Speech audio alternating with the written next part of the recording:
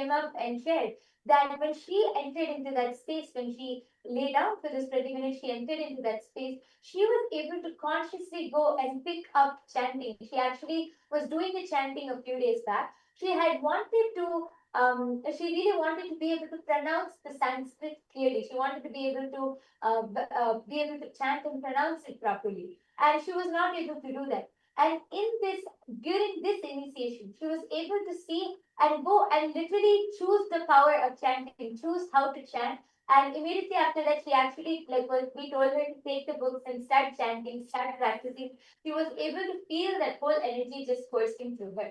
So like this, we had many of the participants who had come up and shared, and Swamiji had revealed many more deeper truths and revelations about this whole, about the whole space of Abhyakta. And last many days, Swamiji has been giving us so many initiations on sudden enlightenment. Today, we are going to all be experiencing sudden enlightenment guaranteed. And Swamiji, of course, out of Swamiji's compassion, Swamiji has opened it up for all, for anyone and everyone to come and be a part of this, to come and experience this. And also, actually, there's one small updated announcement for the Chitsava members. We have sent you all another Zoom link because many of you have gathered in this Zoom. We request all the Chitsava members to please check your WhatsApp. You all would have received an updated Zoom link. You all can join there. All the Chitsava members, you all would have received an updated Zoom link and you all can take a moment to join in that Zoom. We have sent you all an updated Zoom link. We request you all to please join that. Yes, requesting all the Chitsaba members to please join that. Please check your WhatsApp. You all should have received an updated Zoom link.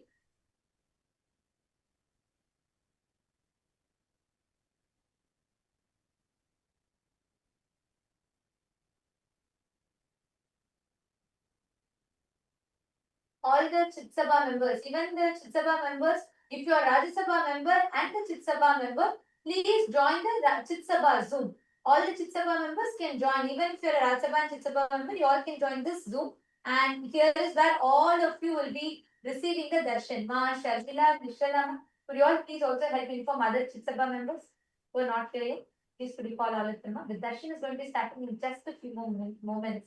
So let's all get ready. And today is going to be a powerful initiation, a very, very powerful initiation. So you all can let's get ready to receive the darshan. And yes, Ma Paramashakti, please go ahead now.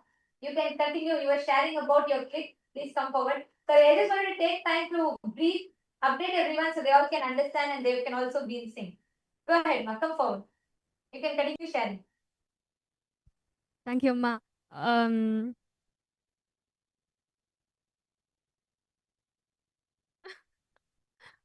师父说，如果我们是从未显化到显化状态，是很容易的。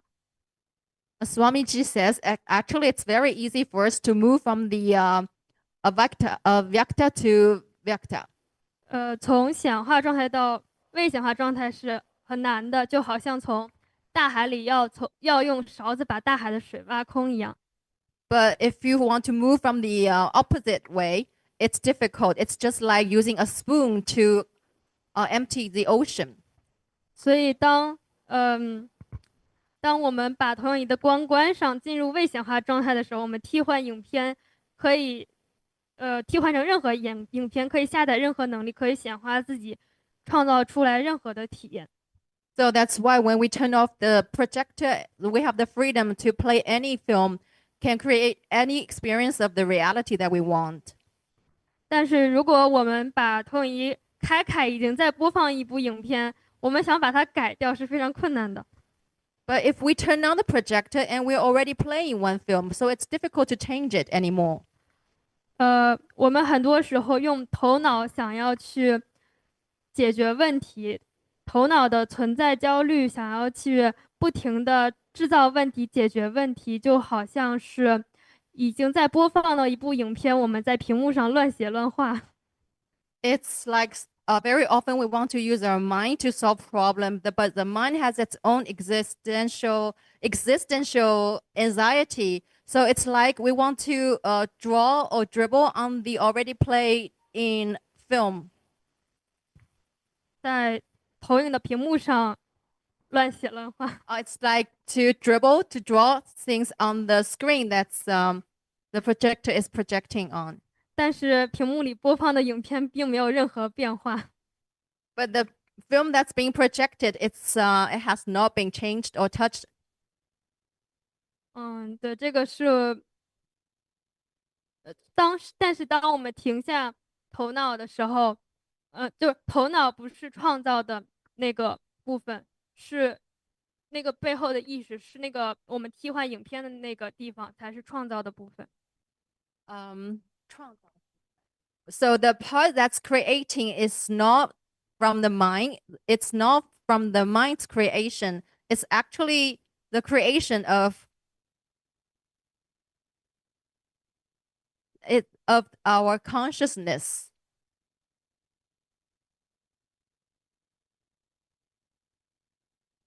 It's the part that can store the information.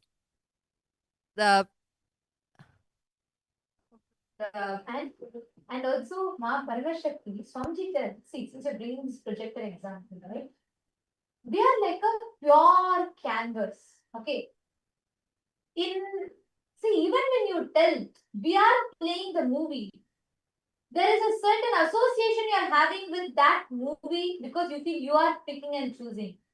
Listen, Swamiji so beautifully explains. I'll come to the same example of a project. You're like a wall, blank wall, white canvas, white screen, whatever. Let's say life is projecting a horror movie, a romantic movie, a rom-com, thriller movie, mystery, sentimental movie, and so many different things.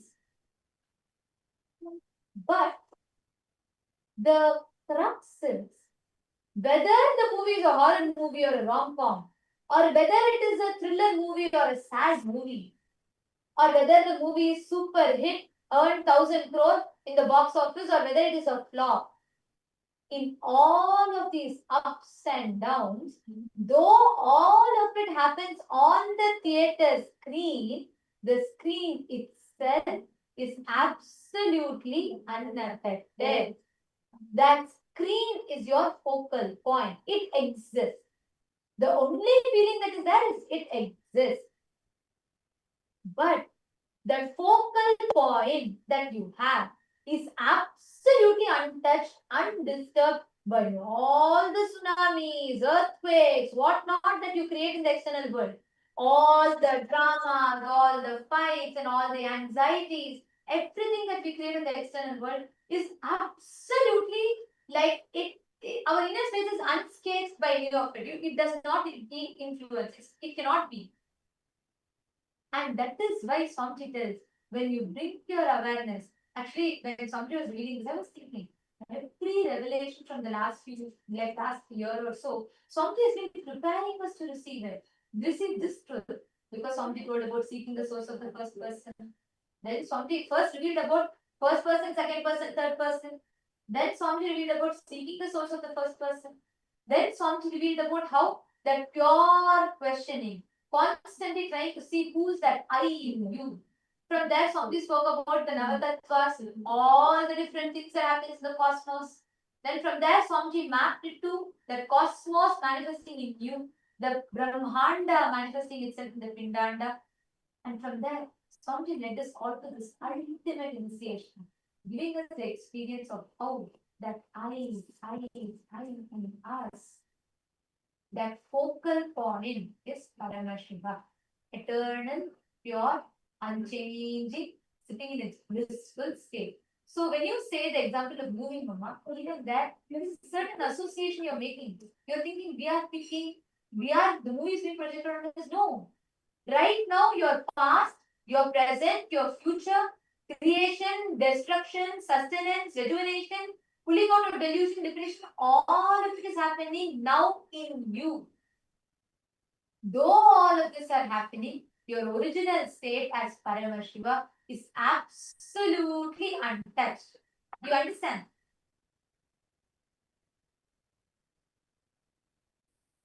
Yes, ma.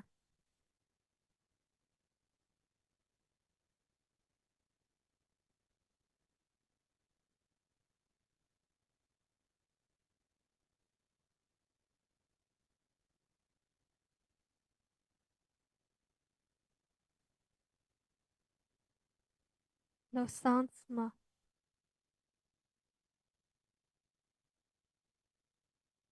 Oh, sorry, ma'am. Yes. Is there anything else you want to share, ma'am, Parameshakti? 没有，暂时没有想分享，但是我还没有听太关于 nada 和冰度的那个部分。 I don't have anything more to share, but I'm not very clear about the part that you explained on Nada and Bindu. Thank you for coming up, because by answering your question, even I got deeper clicks. The moment I started answering your question, even I got deeper clicks from that, because that is why we all need to have Akyata success. You understand? When each of us are sharing, the moment you started talking about it, I started thinking, yes. But Somji also told that, we are not we may be the state on which all of this happened, but we are not affected. That means the original state of us is not affected. So I should also thank you. Thank you for coming up and sharing. Because of you, I got deeper clicks. Thank you. Thank you so much, ma'am. And I'm actually seeing a lot more from all the e-citizens that are logged in here with us. Wong Swanchi, and Ezekiel Aya, Ma Chandravidya, Ma Mugda, and Ma Chetna, and Ma Monica Singh. You all can post your questions, because I know for the first time when you're hearing this discussion from us, you may have a lot of questions raising in you. You can all post your questions here. Ma Cecilia, you should join the SJP's room. You should join the Chitsaba members room. And all the Chitsaba members, please rename yourself to Chitsaba member, your SJP IDs. Nityanandam, Ma Lata Hadley and Harish Hadley Aya. Nityanandam, Lata Ma, where is Harish Aya? Call Aya also. It's amazing to song he's been giving. I'm so happy that you both joined the IDs.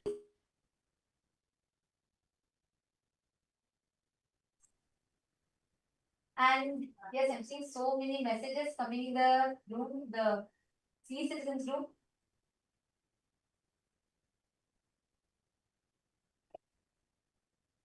Each of you can post your click. Can all of you share your clip? Can each of you share your clicks? The e-citizens, all the participants, viewers that are joining us, Mana Daisy and Monica, because how do you all connect with when you listen to this? If you have any questions and doubts as well, you can post. Nityanandam, Ma Helen Gomez, Nityanandam, Ma Chetana, Nityanandam, Ma Guru Prasadini, Nityanandam, Ma Nitya Guru Prasadini, you should join the Ratsba room. Ma Shanteshwara. I'm also seeing a few of the Rajya Sabha members who have joined here. Ma Karnan and Ma Chandravidya, Ma Nirada. All of you can join the Rajya Sabha group. Yes. And Gautam Goshaya. Ma Nyanisha, did you understand? Did you click with these groups? There are so many of you joining here. Ma Andrew Bulson, and Ma Lee Chen Lee Aya Nityanandam.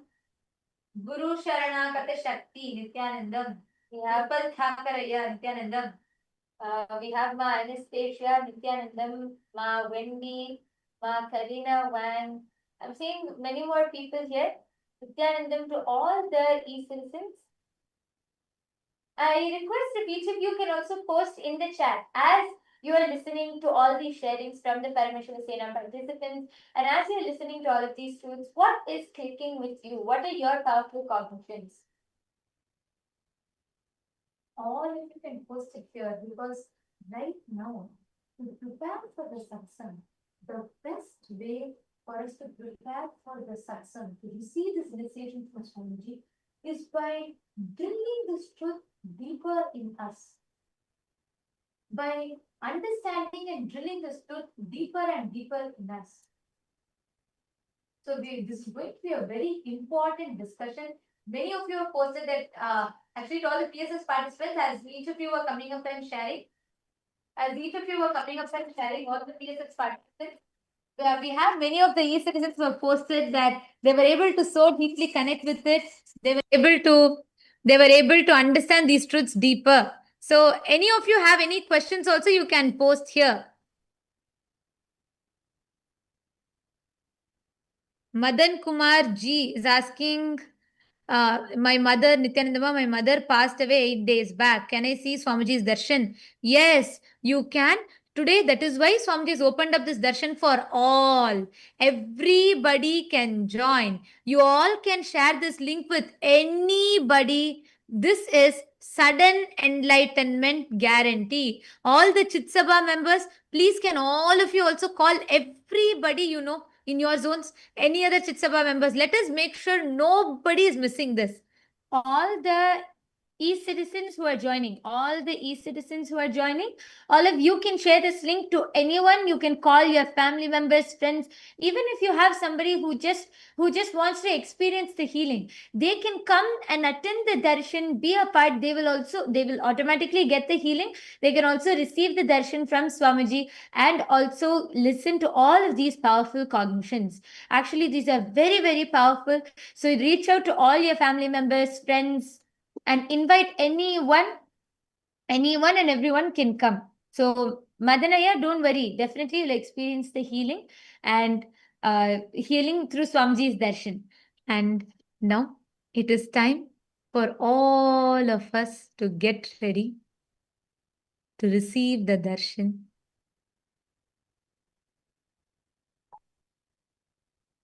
Please sit straight.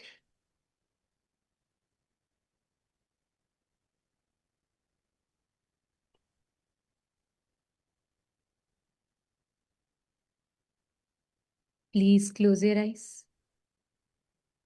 Let us all prepare ourselves to receive sudden enlightenment. The enlightenment, ultimate enlightenment, sudden enlightenment guaranteed. Please close your eyes, settle down.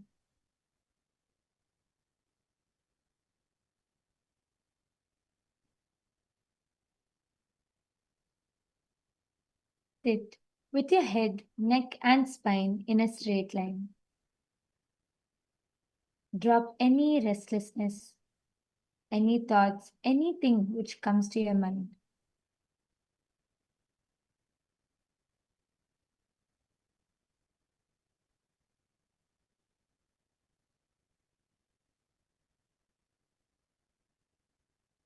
Prepare your mind and your inner space to receive the darshan, to receive sudden enlightenment. Please close your eyes.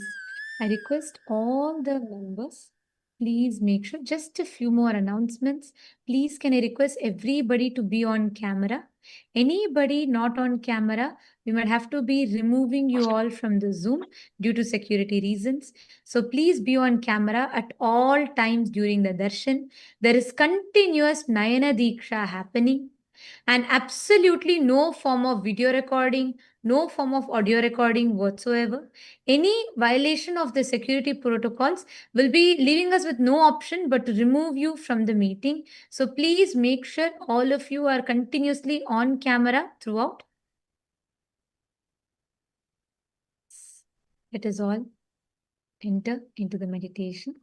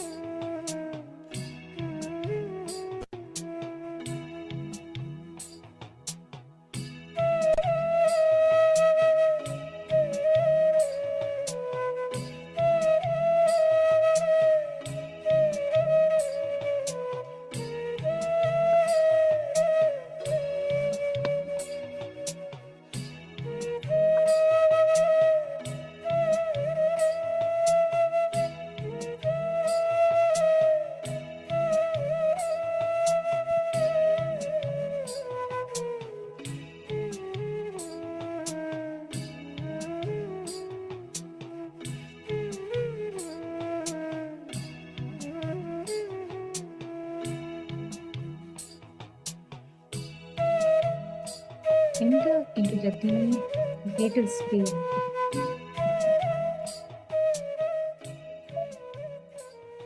Enlightenment itself is given to you. The ultimate is gifted to you as a gift, sweetly, and remain in that space of deep seeking to receive that enlightenment.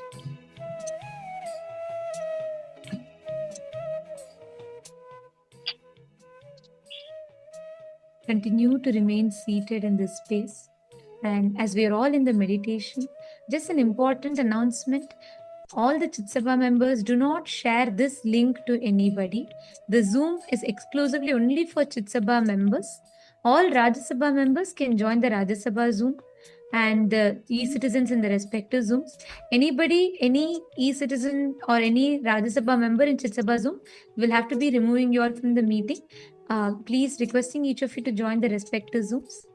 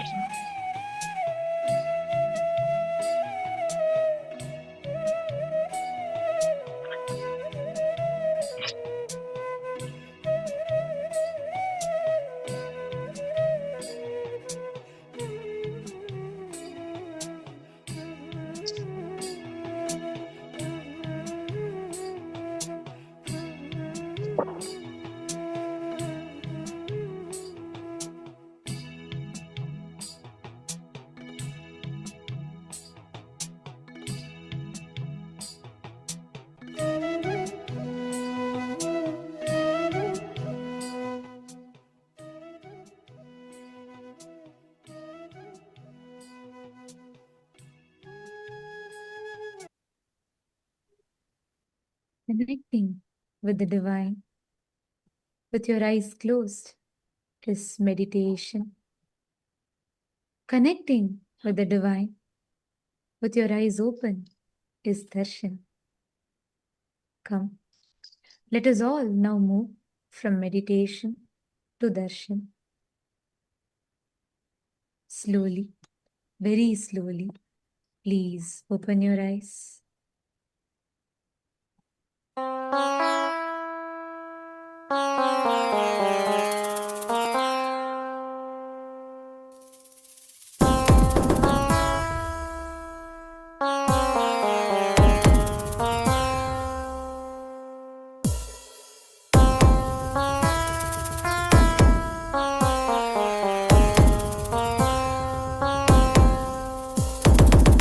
Shiva Shiva Shiva Shiva Shiva Shiva Shiva சிவனே வந்து அவதரித்தான் கைலைய நாயக நாடிடுமாட்டத்தில் சைவத்தையே அவன் புனரமைத்தான் சிவ சிவ சிவ சிவ சிவ சிவ சிவ சிவ சிவனே வந்து அவதரித்தான் கைலைய நாயக நாடிடுமாட்டத்தில் சைவத்தையே அவன் புனரமைத்தான் நித்யானந்தா நித்யானந்தா நித்யானந்தா நித்யானந்தா நித்யானந்தா நித்யானந்தா நித்யானந்தா நித்யானந்தா ஞானமும் கொண்ட சக்தியும் பரமனாக நெஞ்சில் பதித்தது அஷ்டசக்தியும் 10 திசைகளும் உன் புகழை பறைசாற்றியது கைலையை படைத்த கலைஞனே கைலை நாயகா பரமேஸ்வரா உந்தன் அருமையை அகிலம் பரப்பிட படையெடுப்பனே மாகேஸ்வரா இது ஆதி சைவம் போற்றும் எங்கள் தேசம் ஆடி பாடி கொண்டாடிடும் கூட்டம் என்று முந்தன் அழகு கவிதை பேசும் ஜெய ஜெய ஜெய ஜெய நித்யானந்தா சிவன் அருளோட சக்திகள் வெளிப்படும் பைரவனின் காவலோட அகிலத்தை ஆண்டிடும் வீரன் அவன் வழி நடந்திட அவனோட வாழ்ந்திட வெளி வந்தே நானும் அவனோட சேன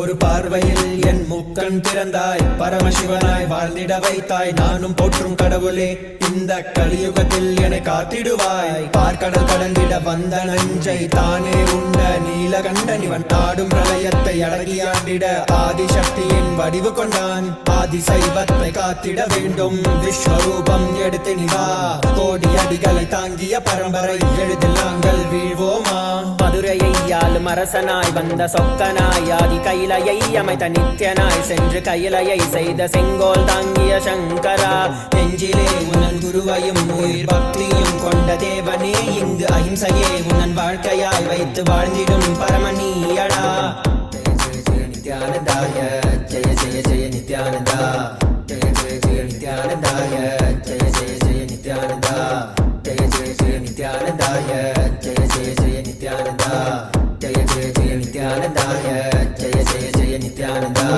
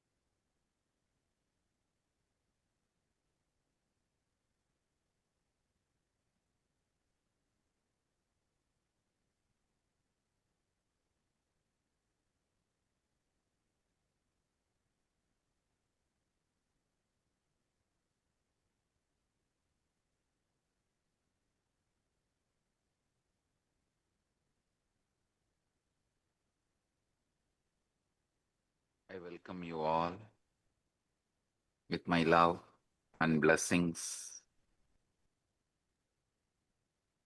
All the Recording in progress. Parama Shivasena Program 11 participants, all the Rajya Sabha members, all the Kailasavamis, all the e-citizens, Kailasa citizens from all over the world. I welcome all of you with my love and blessings.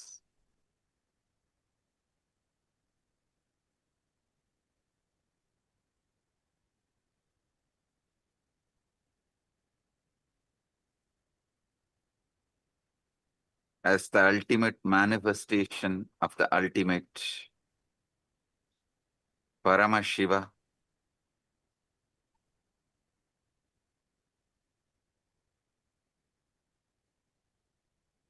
I bless you all with Paramadvaita. Paramadvaita Praptirastu.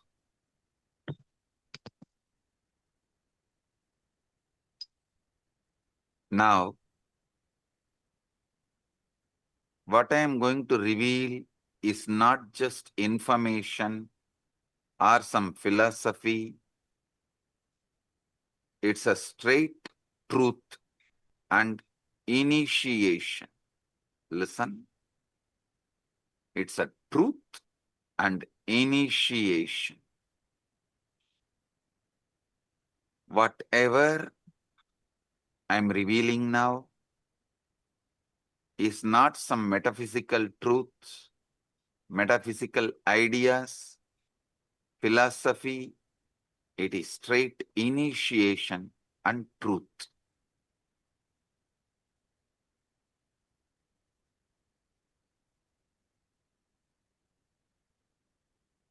Look at your mind for a moment.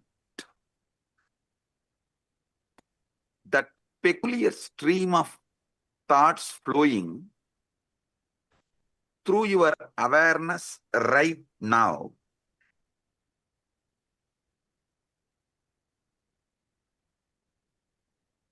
The commentary that never stops, that goes on judging you, judging others, judging everything.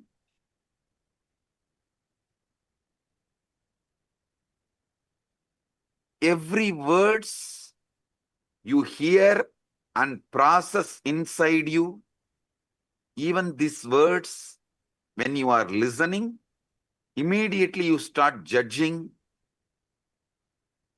Have you ever paused to wonder who is exactly talking all this in your head?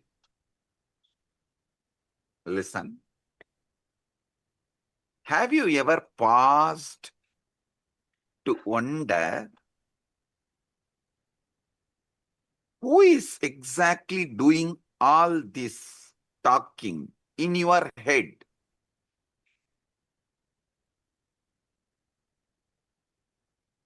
Almost every one of us pass our entire lives listening to this internal monologue without ever questioning its source.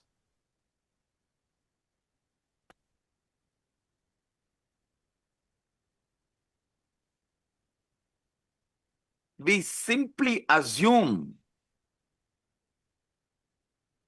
that is me thinking and carry on.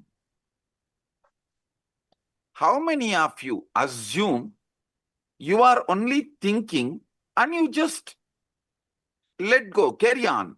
You carry on with the conclusion you are only thinking. Raise your hand.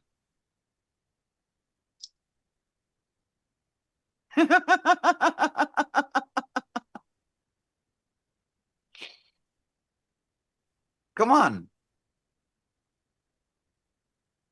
Is it really you?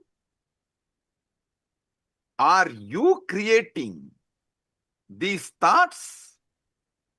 Or are they simply arising in you like clouds swarming in the sky?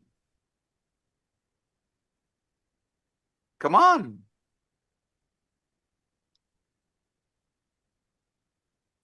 If that voice is truly you, then who is the one listening to it? Who is aware of these thoughts? If that voice is truly you, is it not that awareness is also you?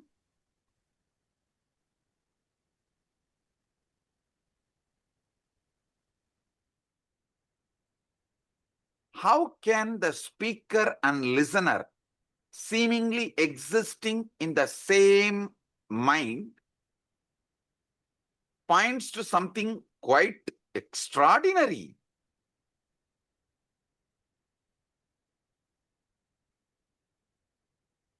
About the nature of the consciousness.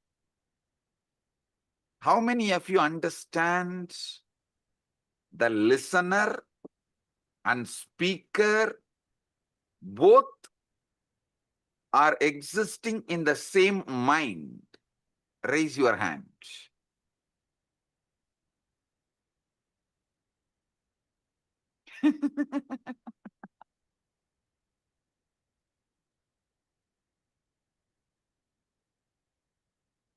Now,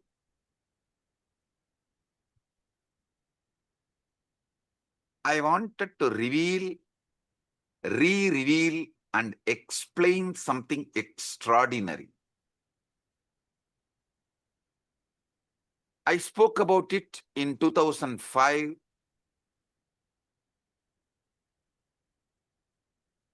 The Guaranteed Enlightenment Satsang on Ashtavakra Gita in Bangalore.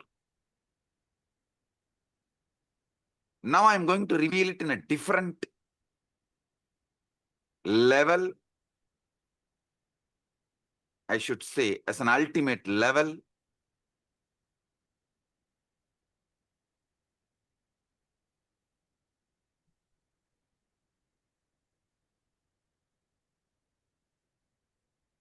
your thoughts, when you are able to predict, you are the speaker and you are the listener. When you are not able to predict, you are neither the speaker nor the listener. Listen. Only when you are able to coin the words, predict, you are the speaker and you are the listener.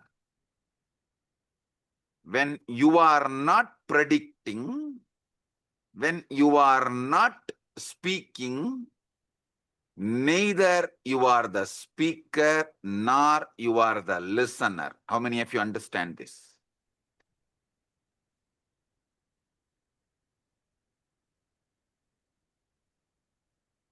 You can't answer and take it for granted. You are only thinking. No.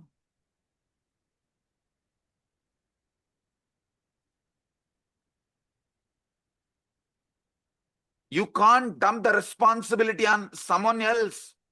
I am not even thinking. I don't know what is going on inside. No. The thinking in you, the thinking going on in your head is Chit Jatak Granthi. Means it is semi-automated, consciously semi-manipulated system. Listen. When it comes to heart beating, you can say it is beating on its own. Your involvement is practically nothing. But you can't say, you can't think, you can't say you can think as you want forever. How many of you are understanding this unpredictable nature of thought?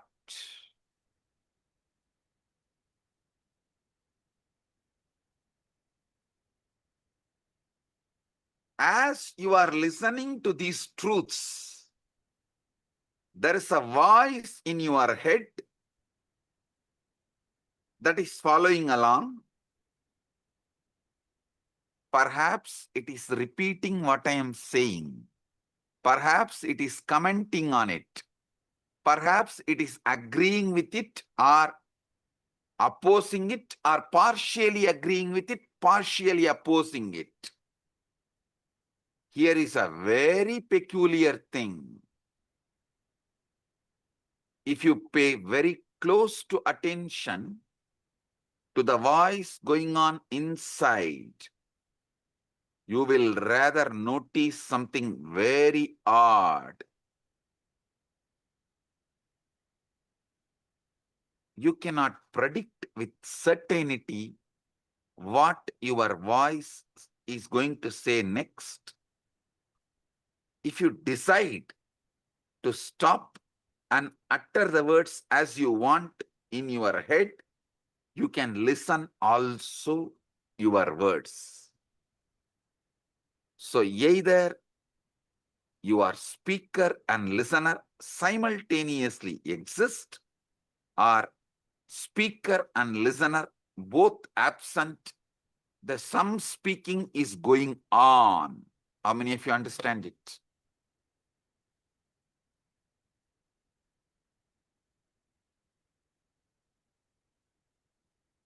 Owning up to all the words which goes on in auto mode is what I call guilt. Not owning up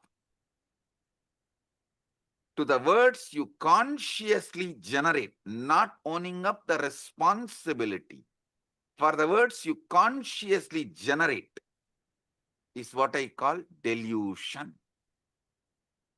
Listen. Owning up to the words which automatically goes on in auto mode later on is guilt. Not owning up even to the words consciously you generate and listen is delusion or trying to cover things under the carpet. How many of you are understanding this?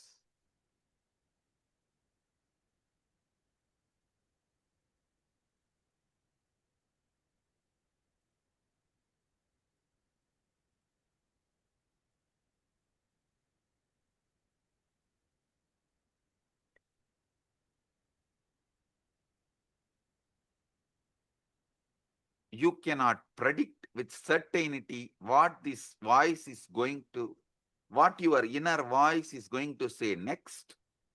That doesn't mean you can't control it.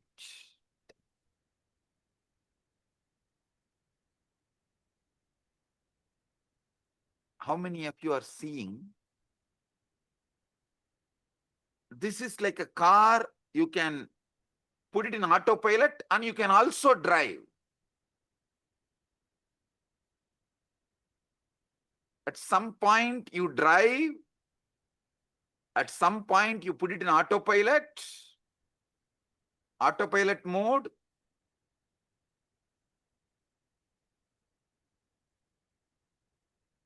But unfortunately, even what goes on in the autopilot mode, you take the responsibility, you feel responsible for it. Automatically you feel you are only talking. How many of you understand it?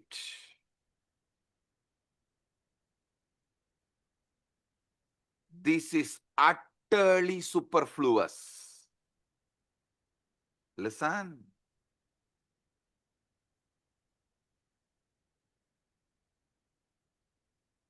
Non-recognizing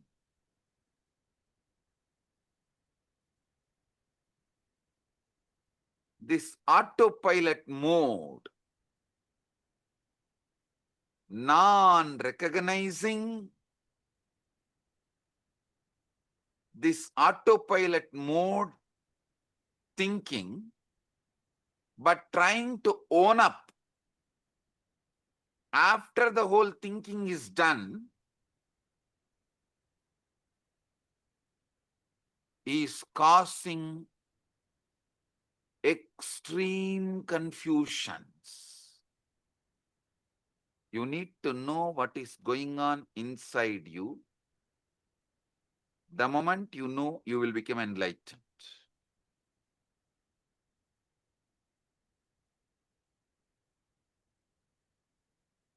Am I doing the thinking, or is thinking happening to me?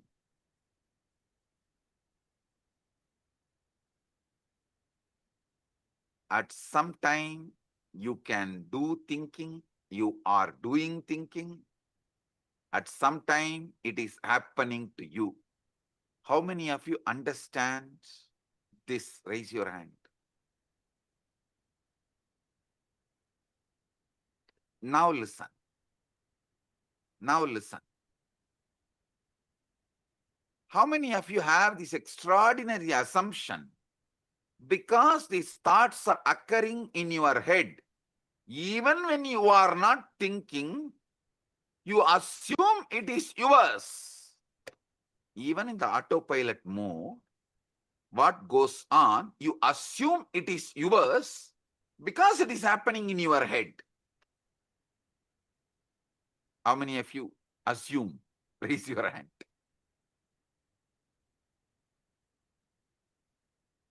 Yes. Drop the hands. Listen.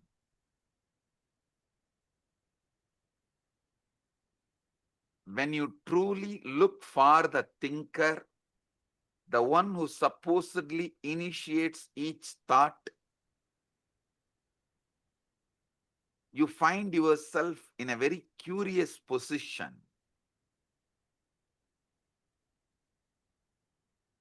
Weird position.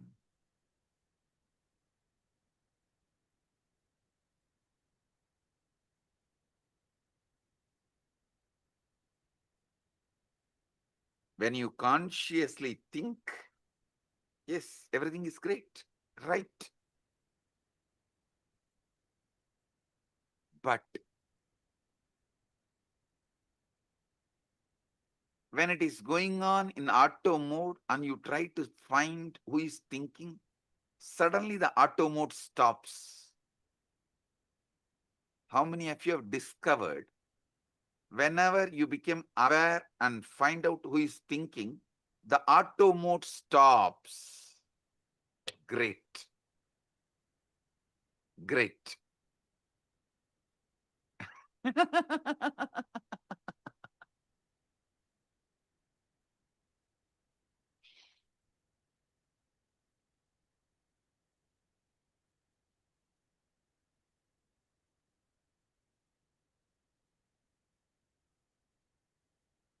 Listen, I'm going to introduce the third mode. One mode, the auto mode thinking goes on and you are not listening. One mode, consciously you are thinking and you are listening. There is one mode, thought currents are not consciously done by you. You are not consciously thinking, but you are listening. That is in that high emotion, anger. Thoughts just come. They are forced on you. You are only the listener, but not thinker. How many of you have experienced this state? Raise your hand. Listen. Clarity about these three liberates you. Listen. When you are thinking and listening, you have a conscious sovereignty over thinking process. When you are neither thinking, the thoughts are forced on you, it is going on, nor you are listening, but unfortunately you own it up because it goes on in your head. That is deluded, unconscious, or I should say, deluded part of you. The third one, where thoughts are not yours, it is forced, it just flows. You can't control, you can't design, you can't interfere, but you are listening. This is the dangerous mode, dangerous space. In this space, you execute the command of your deluded part. See, when you are neither talking nor listening, both are in auto mode, you only own it up as yours and feel guilty. That is not that dangerous. But when the words seep in from the delusion into your listening, but you can't control the words, that is the dangerous part of you. That is responsible for all sufferings.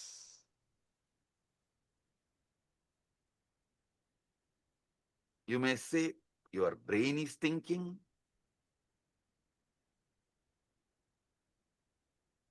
But you should know. Your heart beating, lungs breathing are completely out of your hands. At least not immediately. If you do specific acts, you can interfere even in that. If you run, you can alter your breathing, your pulse rate, all that is different. But normally,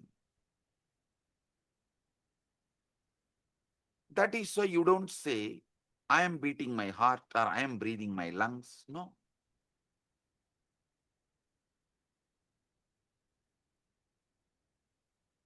You know, these are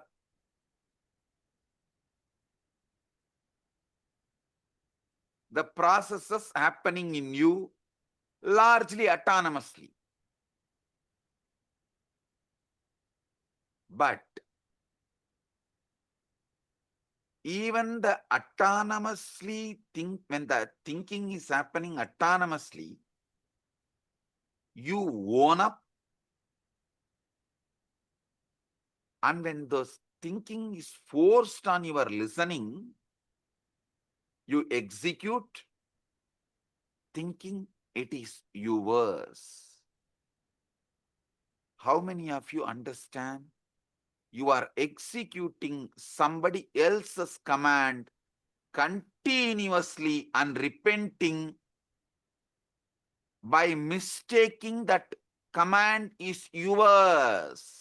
Raise your hand. Now, this is very important understanding you need to have.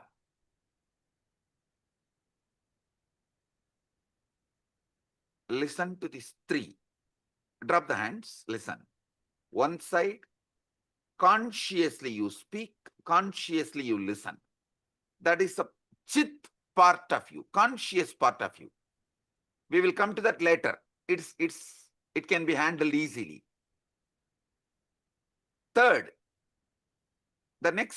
Second, the jata part. Neither thinking is you are aware of it, the thinking, nor you are listening to it. Thinker, listener, both are absent. It goes on autonomously.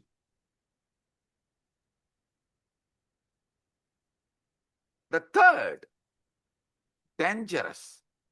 From that autonomous thinking zone, the thinking enters into your consciousness. Listening happens consciously, but thinking is not under your control. But you take that as your thinking and start executing. This is what is the third part, Chit Jatak Granthi part. How many of you understand? This Chit Jatak Granthi part is responsible for all mess in your life.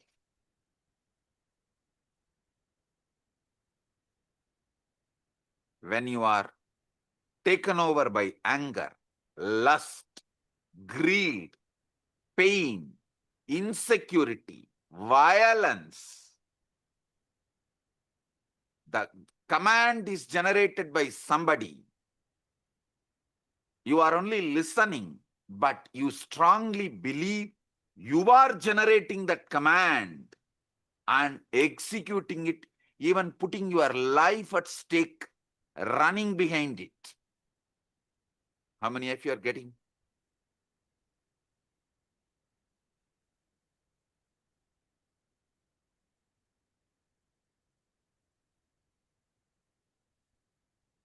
Drop the hands. The inner voice, you are only able to listen, but does not have power over. Is not you, which you are not able to think. That is what I call ego.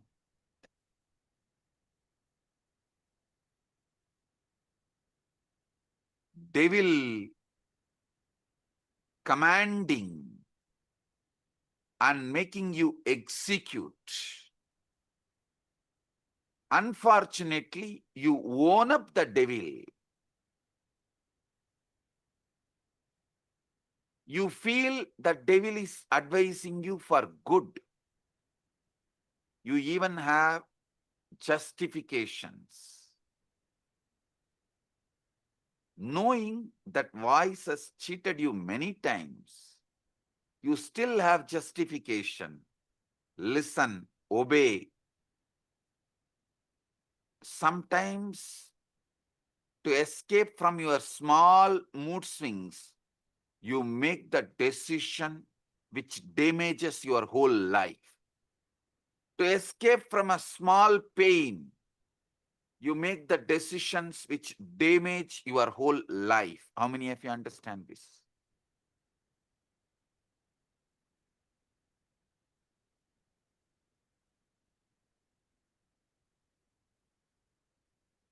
Relax.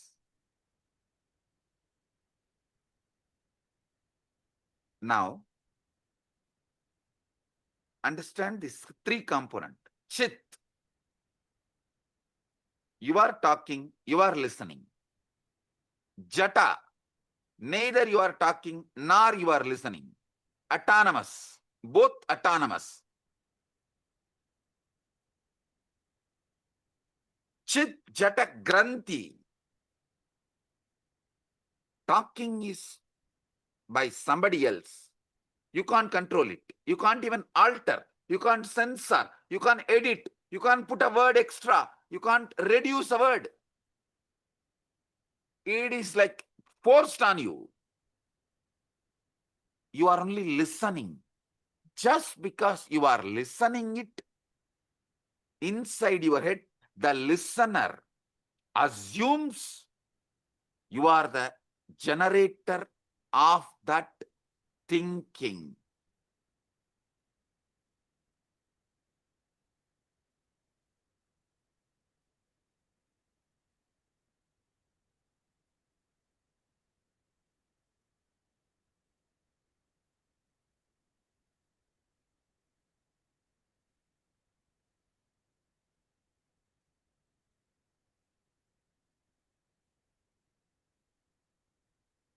Chit Jata, Chit Jata Granthi.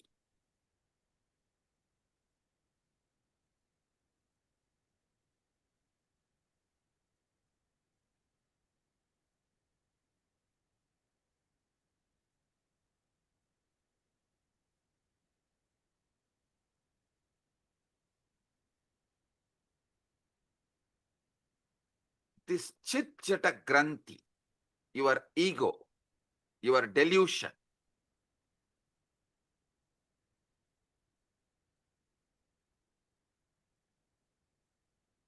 this part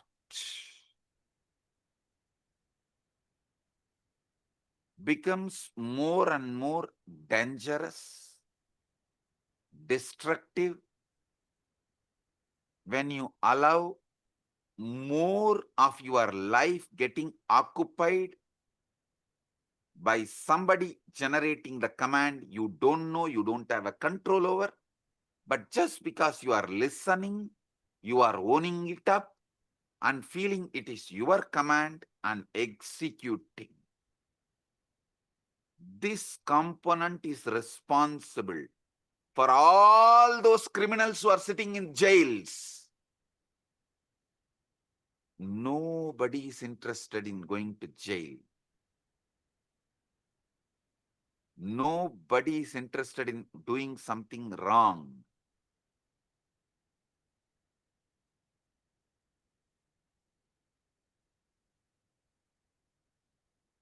But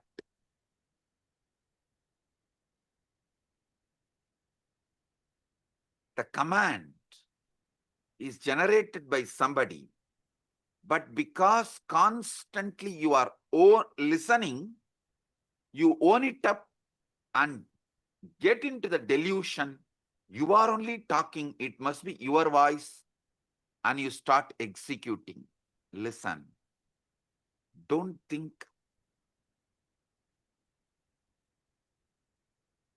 This Chit Jata Granthi creates put someone only in the external prison. This is internal prison. All of you are also in a way, kind of a prison, which is just this chit chata granthi, and the decisions you made because of this chit chata granthi, the securities you built around you, which has become many times a prison, the life you built around you, which has become many times prison, many things you built around you, which has become many times prison, is owning up to the voice just because you listen to it, because it is from your head, you think it is yours, you really feel it is yours, but actually you don't know. How can you own up something which you have not uttered? See, if something is yours, then you should be able to edit, add, delete, speak. Are you able to? No. Then how can you own up and execute certain command, some command, which you are not owner, but continuously you believe it is yours? How many of you understand this? Raise your hand. Yes, now I'll give you just 3 minutes. Pen down this chit, jata, chit, jata, granthi, all three. So you are understanding it.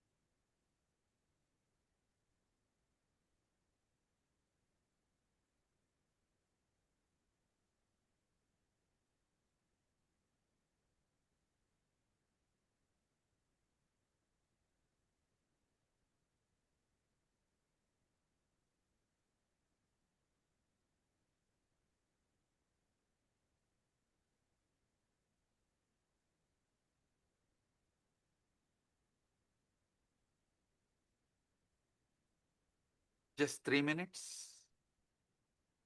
Pen down.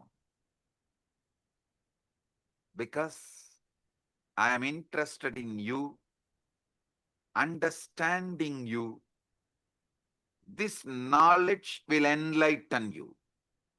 It will give you sudden enlightenment.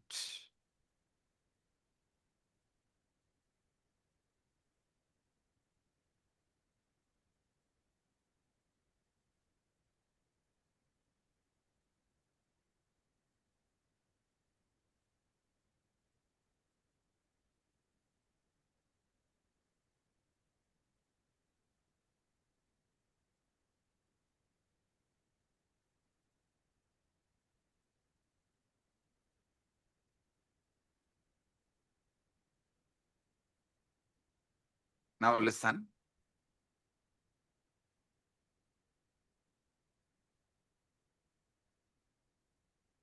The chit part of you, the voice you can generate, you are listening.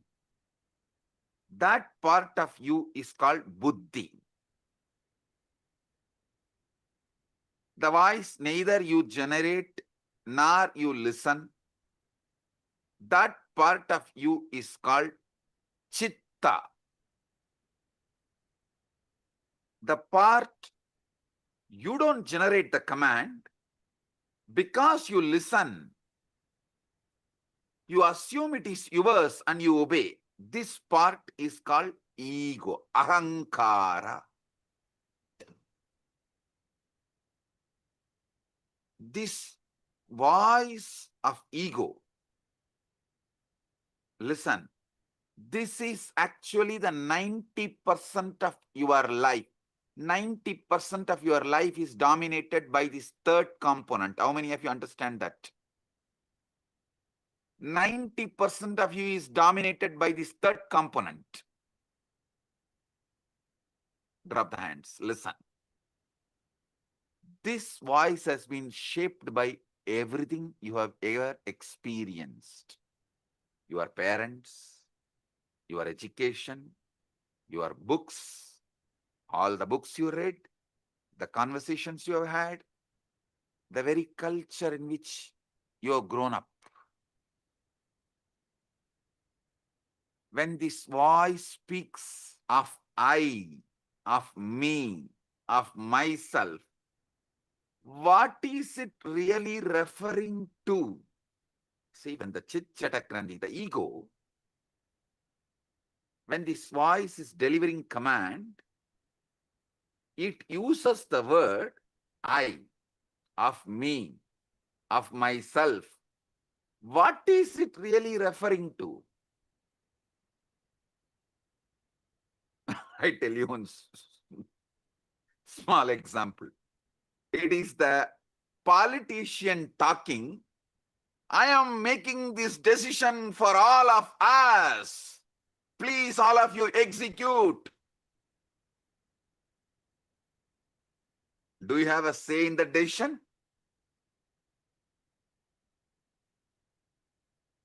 You just execute. And you are convinced you made the decision because you voted 4 years before or 5 years before.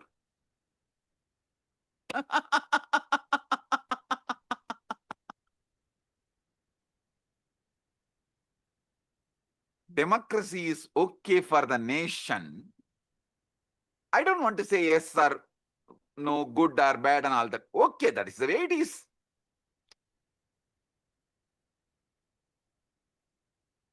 But blind way of living is not right for yourself.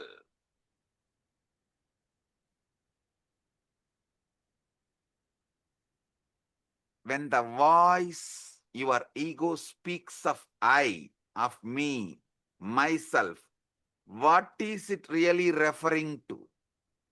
Is it referring to the true you or merely a character it has been rehearsing all your life?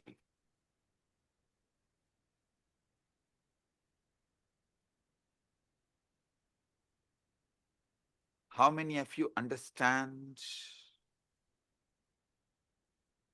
From the moment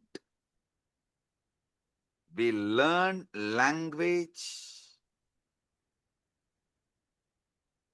we are taught a most peculiar game.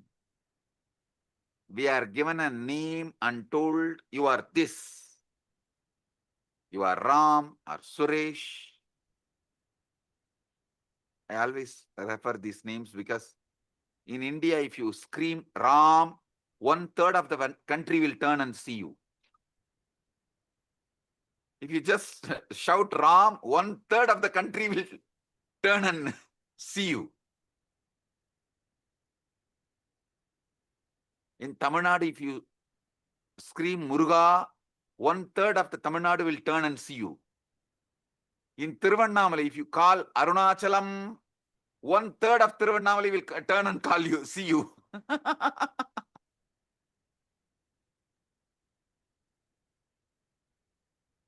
In Tiruvarur, if you call Tyagaraja, 1/3 of Tiruvarur will turn and see you.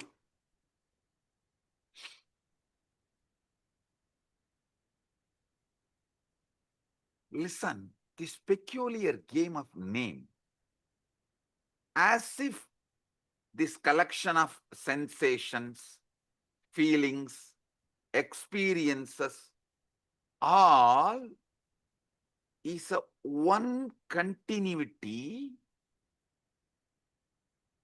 you get deluded by that one word called your name. How many of you are cracking it?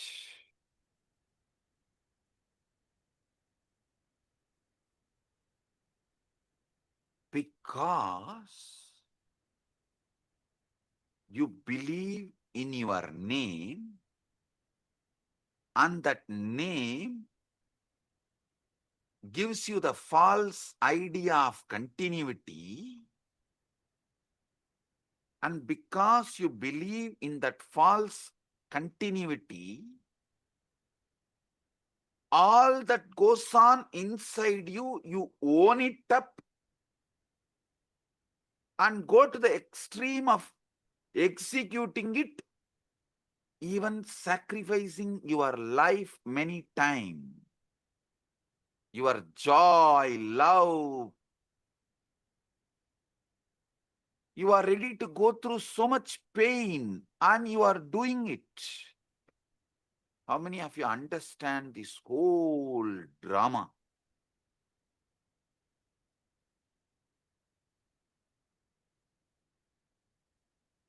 Gradually, through the years, you build up a story.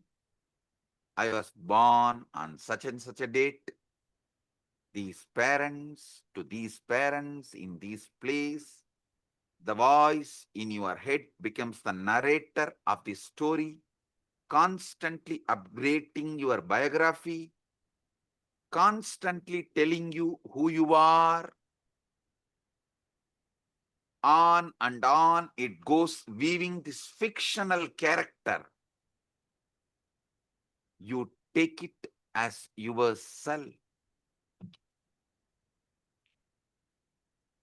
How many of you understand? This is the way the development of the ego, personality is done in you.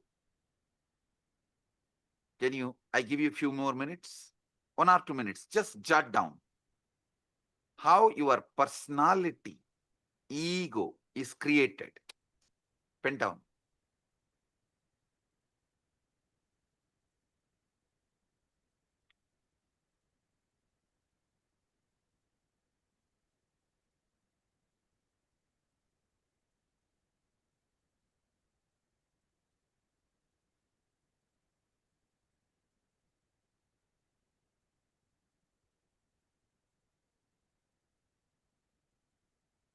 But if you see, this is a case of a mistaken identity of the most profound kind. With how many of you this clicks? Oh God, this is really, really, really most profound mistaken identity.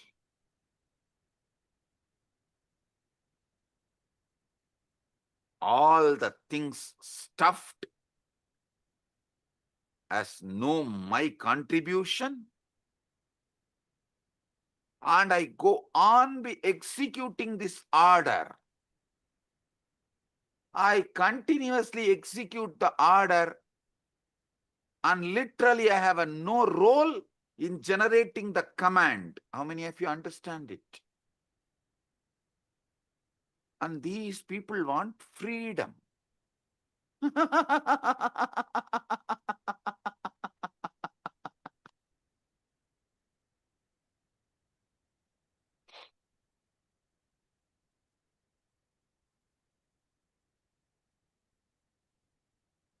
How many of you are right now seeing your ego is mistaken identity of the most profound kind?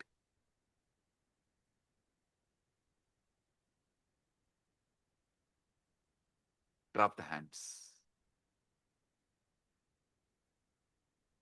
It's like going to the theater, becoming absorbed in the play so deeply, you forgot you are watching actors.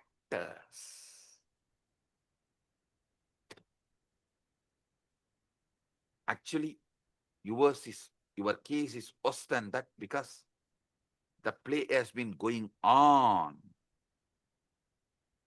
so long, your entire life, that you have utterly forgotten. It's a mistaken identity of the most profound kind is performing this whole thing.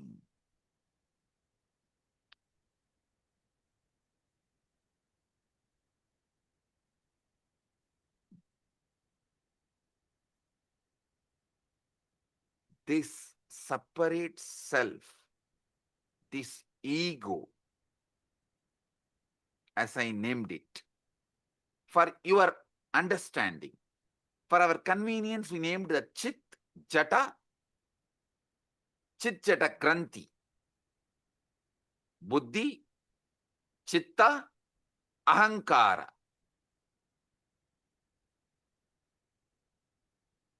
This separate self, this Ahamkara, ego,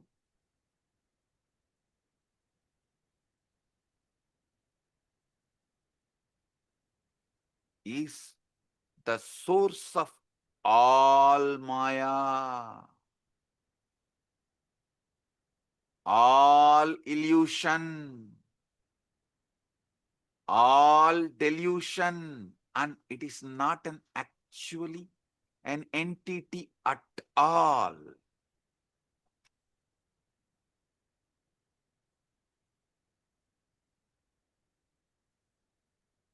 I enlightened all of you about your buddhi, your chitta, your ego, which is source of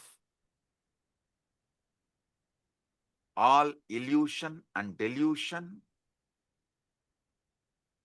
It's a process. It is something your organism is doing. But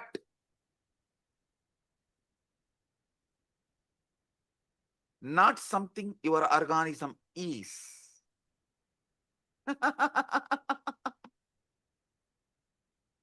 It is something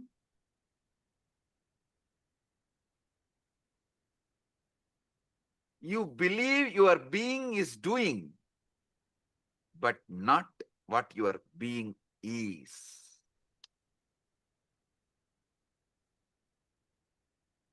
How many of you are getting it?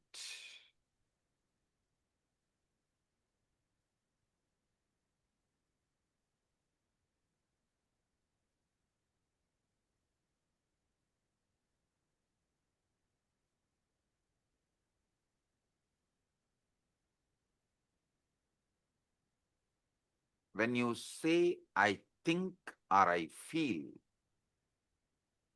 what exactly is this I think or I that thinks and feels? If you try to point it, what can you point to?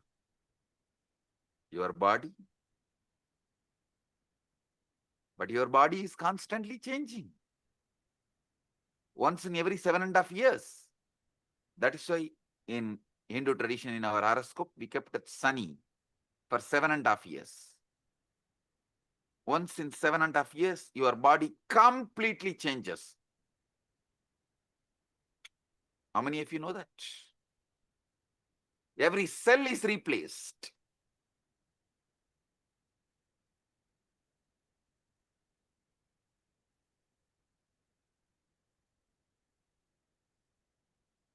Your memories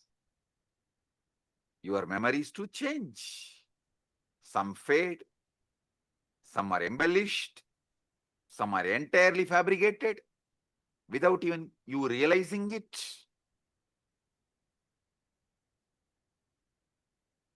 Your memories change, your bodies change, your ideas about you change.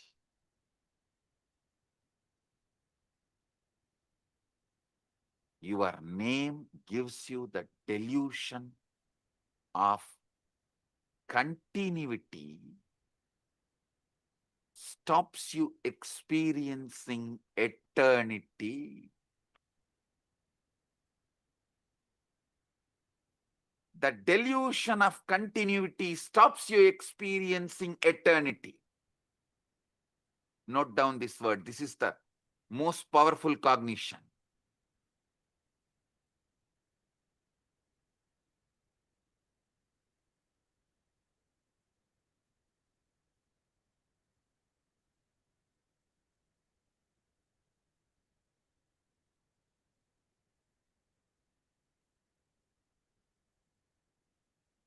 When you look for your true self,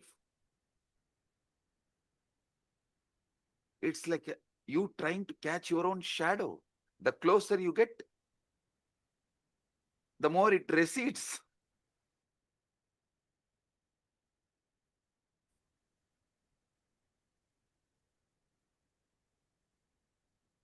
How desperately you cling to it, how terrified you feel at the prospect of losing this sense of self. How many of you understand? You are terrified at the prospect of losing this sense of self. That is why you continue to cling to this delusion. That's the true pathology.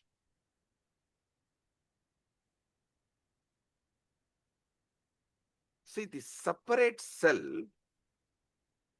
is a useful social convention, like a money, everything, how the idea of time is useful. For socially it is useful. Money is socially useful.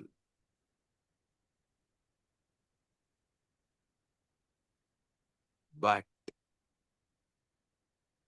not the truth.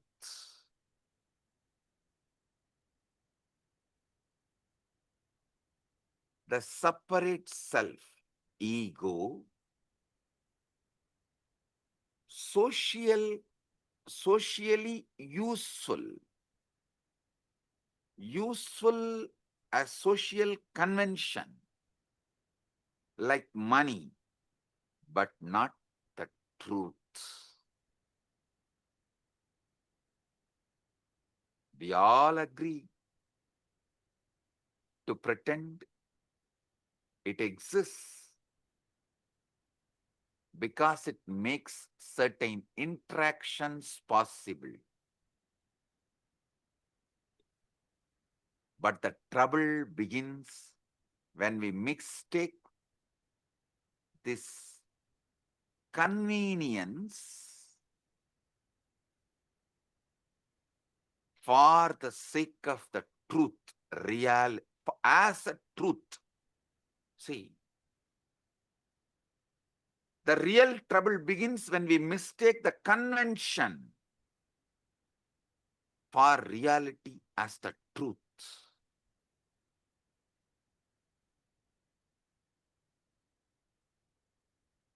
There's a most peculiar paradox at the center of this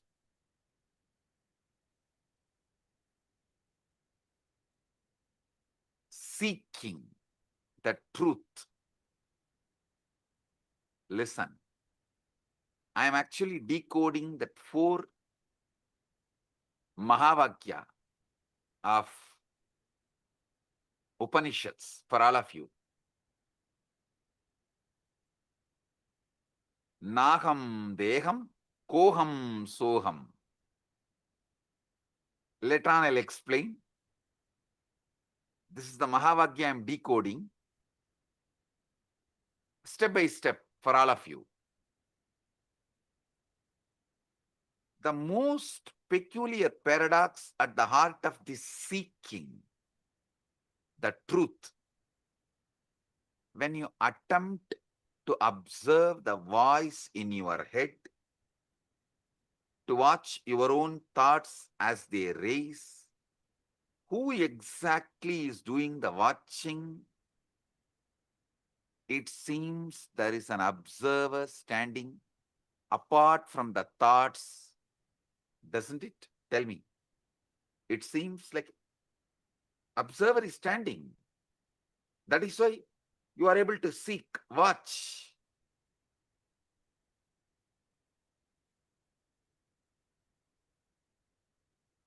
But if you look closely at this observer, you will notice something extraordinary. It too becomes an object of observation. You can observe even the observer. If you have done ajapa, you can understand what I am saying. In the beginning of the ajapa, you will try to do Shiva, Shiva, Shiva. Then you can make the Shiva, Shiva repeat, and one part of you can observe, one part of you will be doing the japa. If you go deeper, one part of you will be doing the japa, one part of you will be observing, one part of you will be observing the japa and the observer both. If you have done ajapa japa sadhana, you will understand what I am revealing.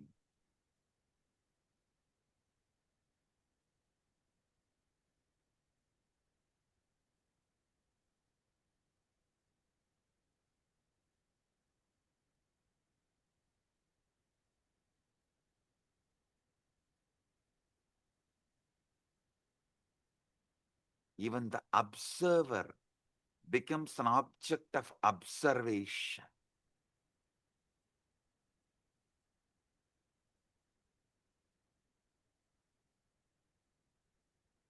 You can see everything except the seeing itself.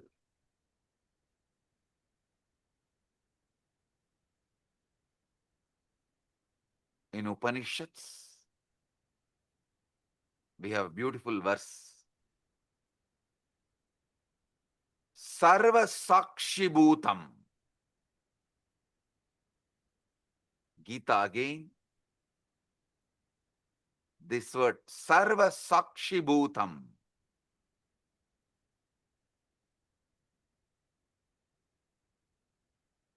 The word is used. Sakshi.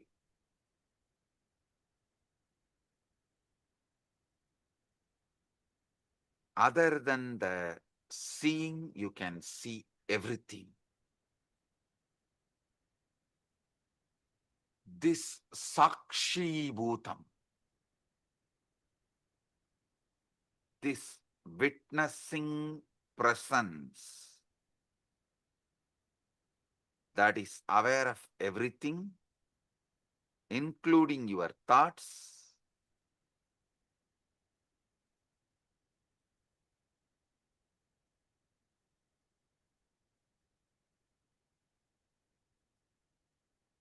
the pure subject, which can never become an object. How many of you understand this truth?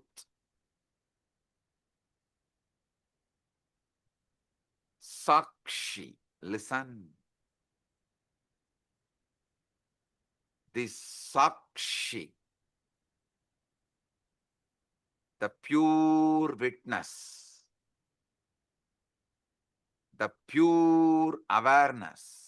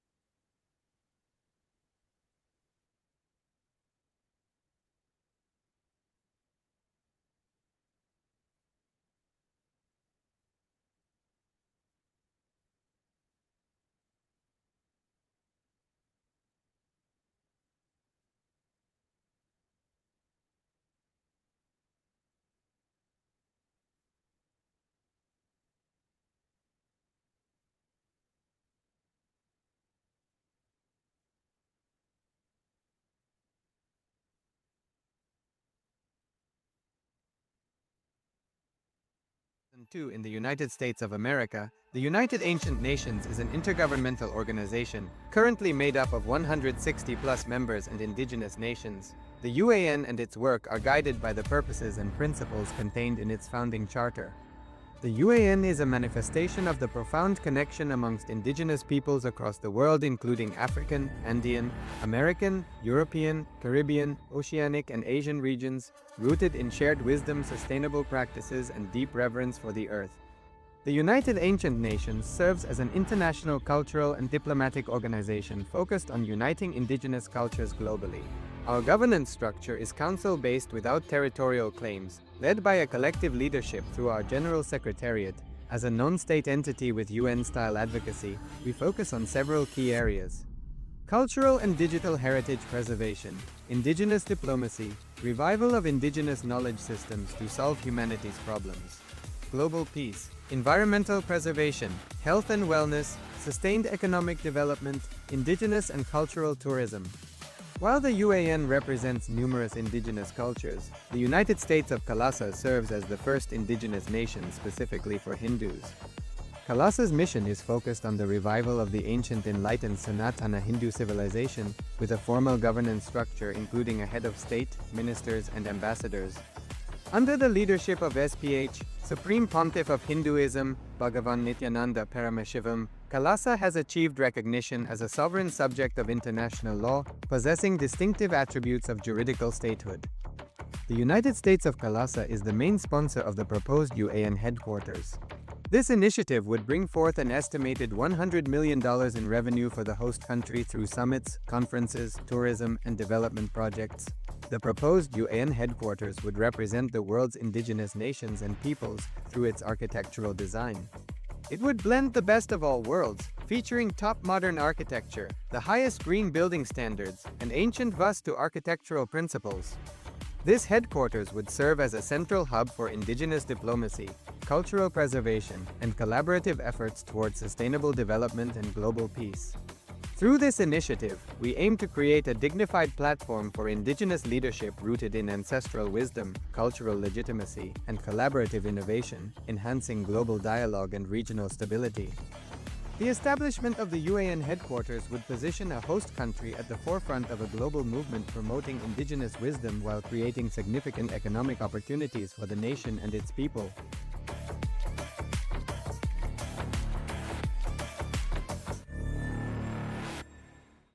Across the turquoise waters of the Caribbean, a historic movement is Giving rising. a few minutes so all of you can type out your understanding. So each of you can type out what you have understood.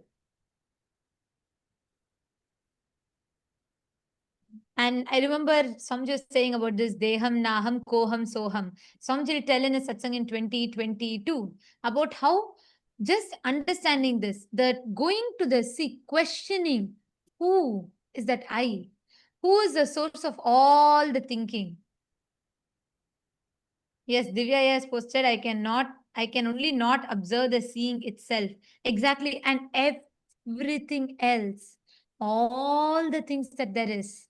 Like such profound way, Swamiji deciphered how our human mind works, and he just so clearly put it out to us. When Swamiji was telling this, it was like, our mind always we think is such a chaos. So we cannot declutter it to see what exactly, dissect it to see this is a part, this is how it is, this is how it is. But so powerfully, in such simple language, Swamiji put it out very clearly for us. Right? Can I request all the viewers, all the Rajya Sabha members, Chit Sabha members, and the e-citizens, can I request all of you to take a moment to type it out? Because Swamiji revealed the three important components: the Chit, the Buddhi, and the Jata, the Chitta, and Chit Jata Granthi, Ahankara, ego. Such profound definition of Ahankara, every word. To give this, I can't even summarize the satsang, or I can't even give a gist, because every word Swamiji revealed is so powerful and so profound. And I'm still cognizing, understanding, and trying to wrap my head around it, because in such simple words, Swamiji revealed one of the most amazing science, or one of the most peculiar questions that we all carry in our inner space. Ma Shivaike Surupani has posted, Swamiji mentioned a word in Upanishads, Sakshi Bhutam, this witnessing presence that is aware of everything, including your thoughts. Pure subject which can never become an object. Actually, Ma, see, not just becoming observant of your thoughts. Swamiji revealed something deeper. We already have a component, like right now, if you choose to, you can observe your thoughts. But what Swamiji is saying is that Sakshi Bhutam is that pure witness, observing even the observer who's observing your thoughts. That is a lot more deeper, you understand? Ma Shivaike Surupini. Because Swamiji revealed like so beautifully, right? There is right now, if we close our eyes, we know the part of us that's thinking. We can observe the thoughts. Like right now, I can observe what is running in me. But Swamiji revealed that Sakshi Bhutam is that pure witness being able to observe even the observer that is observing the thoughts. Means if you go a little deeper, not just you're able to observe the thoughts, you'll suddenly start observing that there's a part of you observing the thoughts. There is an observer observing your thoughts. Sri Divya has posted, what a clear and simple organization of the truth we are experiencing and being subject to. Absolutely, yes. Today, this satsang, I was so deeply able to connect to it, like so clearly, because the chaos that happens in our head, we just cannot understand it. Like Samji told, even when it is happening in Jata, like we assume the responsibility for it. Like it is though both the speaking, the thinking and the listening is happening in autopilot mode. But we assume the responsibility for it and we feel guilty about it. That is also not okay, but one level it's okay. But beyond that, when this leaks into the listener, means the thinking happens in the autopilot mode. From that autopilot mode, it leaks into your listening and we start executing it.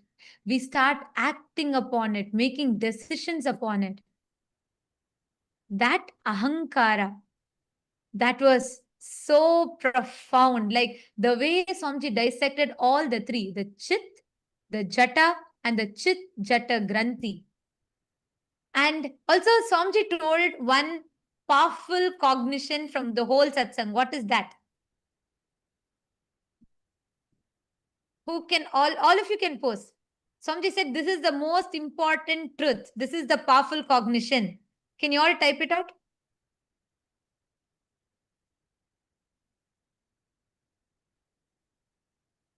What is that one powerful cognition? Vimal Patelaya, you have put ego stops you experiencing eternity. The stops you experiencing eternity is right. But Swamiji said something very specific. Yes, your name. And the most important truth, Swamiji said, the perceived continuity, because your name, everything changes. Your body changes, your thinking changes, your memory changes. And Swamiji said even, sometimes memory can even be fabricated by us. That was like another big shock. But anyways, so your memory changes, everything changes. But the name that you have, the perceived continuity the name gives, stops you from experiencing eternity. Wow. Just wow. What an amazing truth. Yes, Shiv Panditaya, your name gives you a sense of continuity, but you miss that you are eternity itself. Yes. And not just it, it stops us from experiencing the eternity because it gives us a sense of perceived continuity. It stops us from experiencing eternity.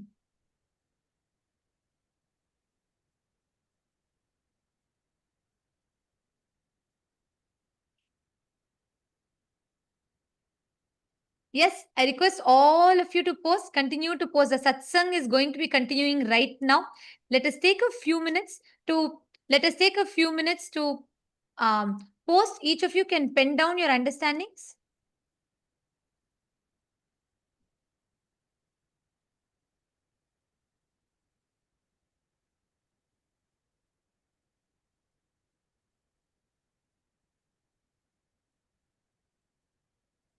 I'm seeing so many of you have posted, so many of you are posting your clicks.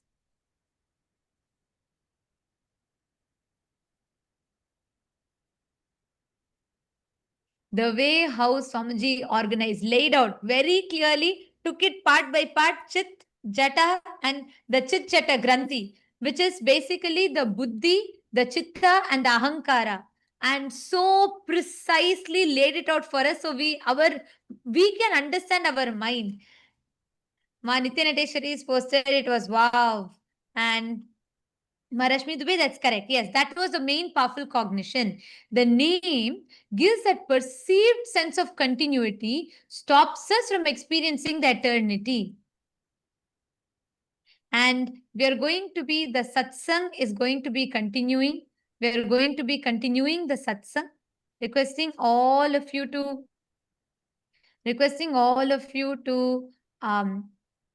please remain seated. Let us type it out. Let us type out the understandings. In just a few more moments, the satsang is going to be continuing. The powerful truths that Swamiji is revealing.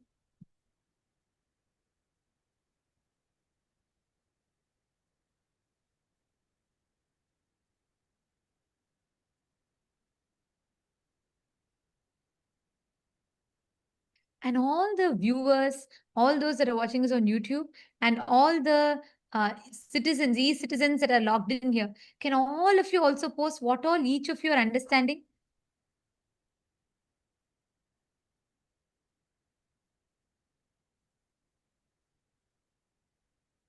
Ram R has posted, my biggest click is voice is a body process. It's not an I. So the same voice every day is not I continuous. Actually, yeah, see, Swamiji told, right? That voice, if you try to find the source, who's creating these ideas? What is the source of that autopilot thinking in us, that ahankara? Just when Swamiji was telling it, I was having that question, and Swamiji so beautifully answered. You cannot put your finger to one particular point because it's a summation of all the cognitions, words, dialogues that you've had from your parents, teachers, school, religion, church, so many different concepts. A summation of all of it together. Om, om, om. Blessings to all of you. Sorry for the technical glitch. If you are able to see me, hear me, please wave your hands. If you are able to see me, hear me, please wave your hands. Report. Om, om, om. Om, om, om. Listen. Yes. We have been conditioned to believe. Listen. I was explaining about Sarvadi Sakshi Bhutam.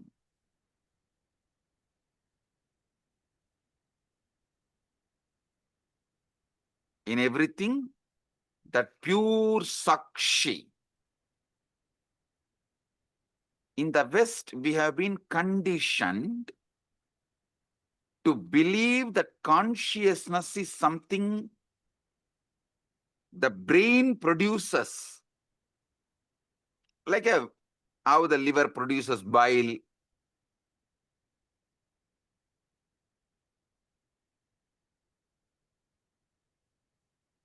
As if it is an epiphenomenon, the side effect of neural activity. How many of you understand this is not a complete, perfect, or truthful understanding?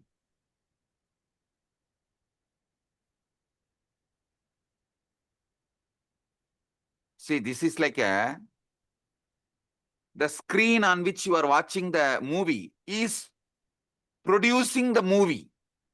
If someone tells that screen on which you are watching the movie is only producing the movie, how foolish it is. Same way, the screen receives the signal and shows it. same way, brain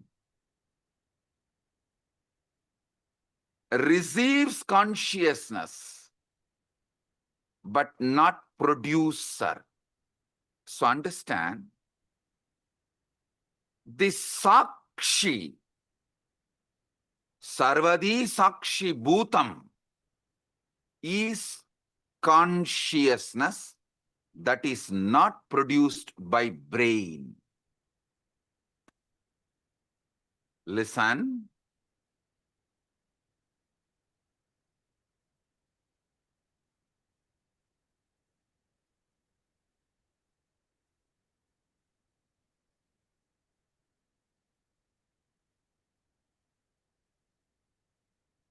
All Vedanta Sampradaya, Advaita, Dvaita, Visishtadvaita, Shankara Advaita, all of you should know, the classical Advaita is different from Shankara's Advaita.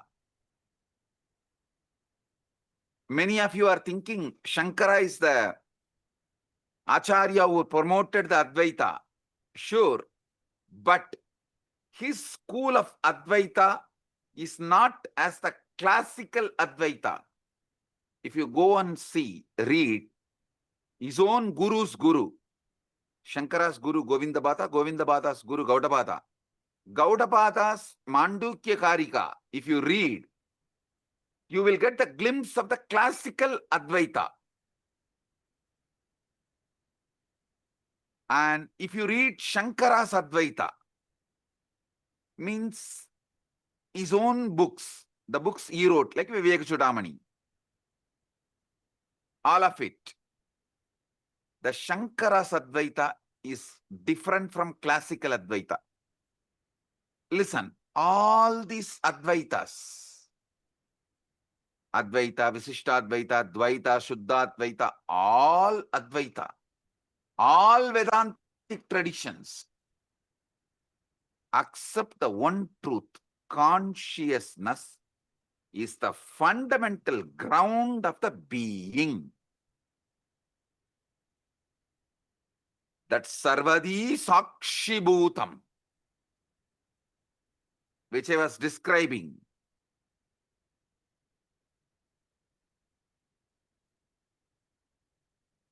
is the consciousness which is ground of all being.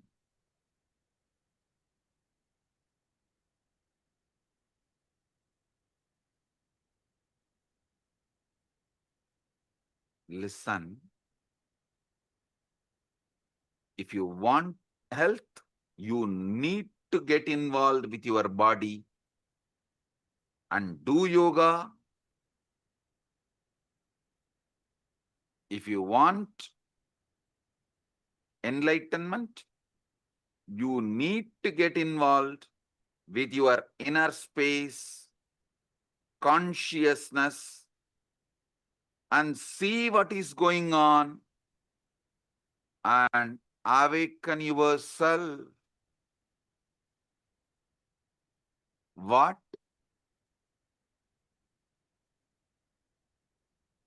The Upanishads calls as Brahman or Paramashiva, Parandama.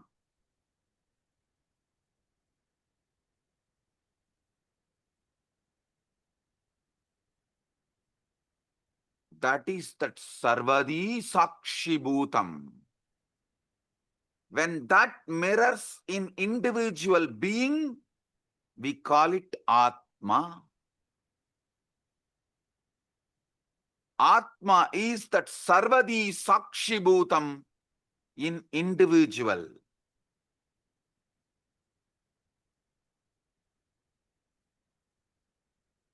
Consciousness without commentary is what I call Sarvadi Sakshi Bhutam.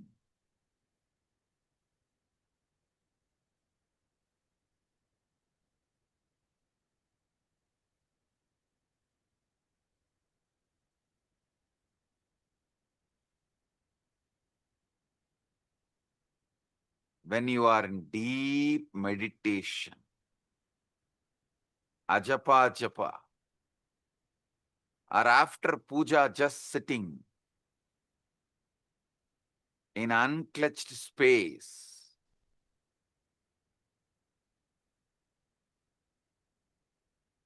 in that pure silence, sarvadi sakshibhutam comes out, removing all the veils, all the masks, all the makeup. You get Vishwarupa Darshana.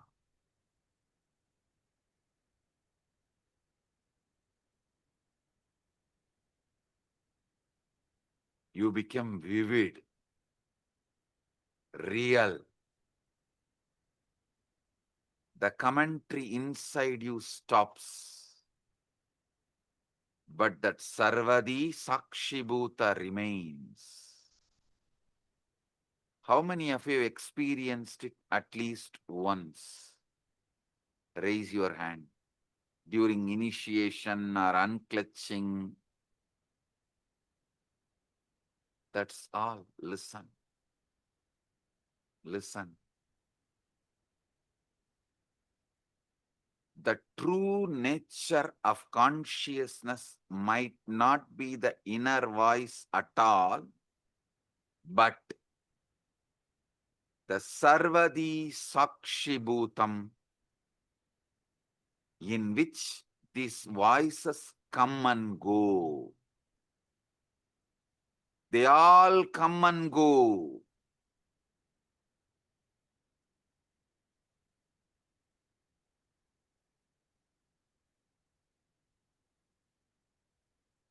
That Sarvadi Sakshibhutam is not the thoughts, but knowing of the thoughts.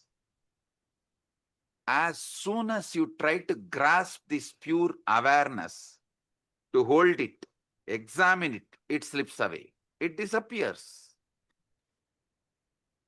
Like you try to hold the river in your hand, in your palms, it disappears. It slips away. The very act of trying to observe it turns it into an object which it can never be. So you can only be. The observer who observes the observer.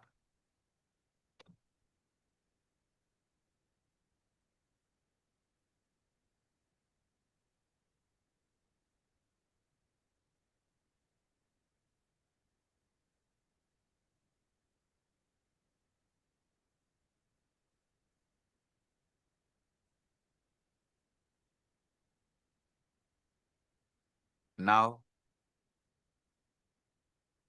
I'll initiate all of you into this Nirvikalpa Samadhi, sudden enlightenment,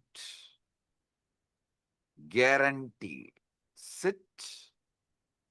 If you have Atmalinga, take the Atmalinga and keep it on your Anandagandha. If you don't have Atmalinga, just sit. Close your eyes. See who is thinking, who is listening to thinking, who is observing the thinking and listening, who is observing the observer. Sit.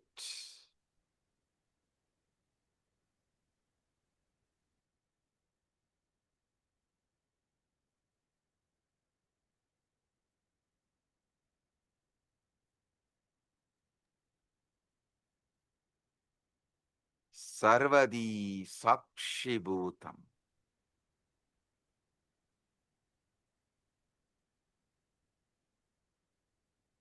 Everyone here experience the pure consciousness.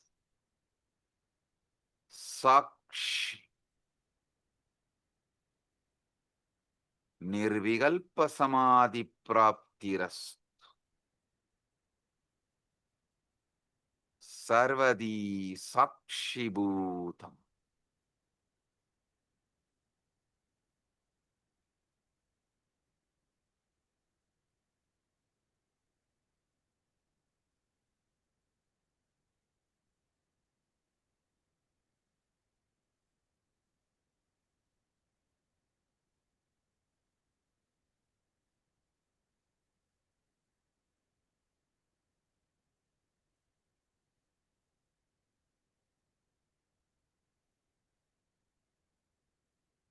Anecha degam manaso javiyo nainaddevo apnuvan purvamarshat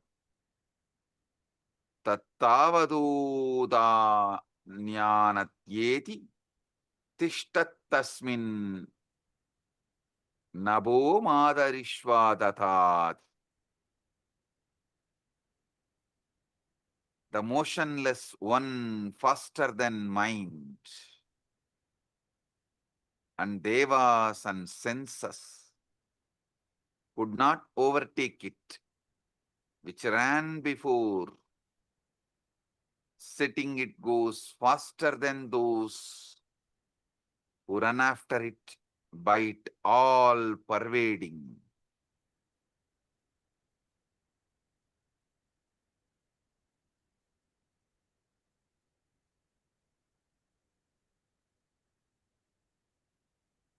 This is the all pervading, deeper than the air that supports the all living beings. Nirvikalpa samadhi praptiras.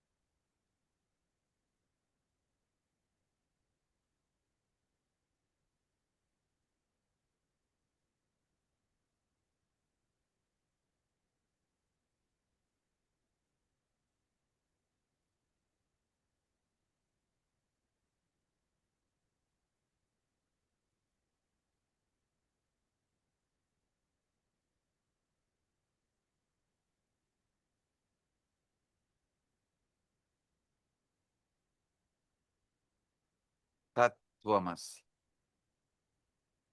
Nirvikalpa samadhi praptiras.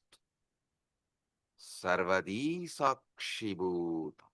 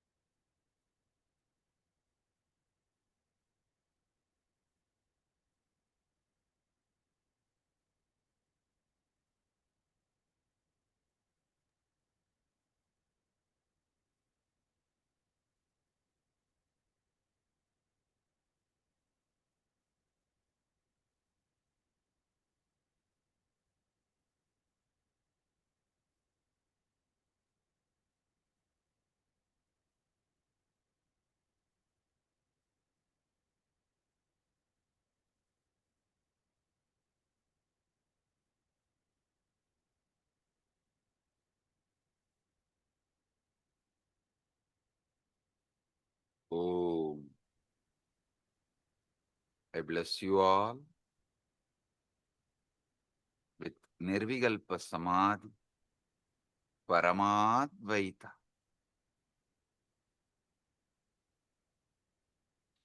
I'll continue to expand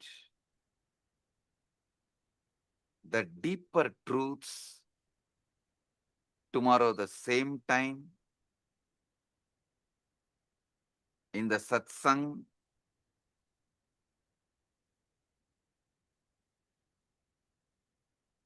Again tomorrow same time, 7 o'clock, 7 p.m. EST.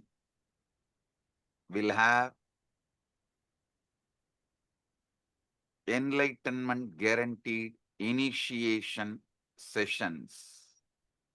All of you are welcome to experience deeper truths.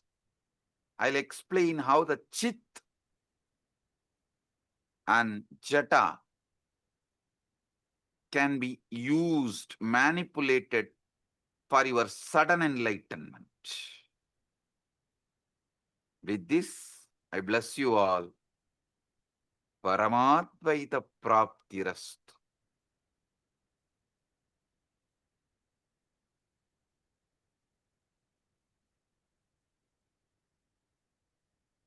Blessings.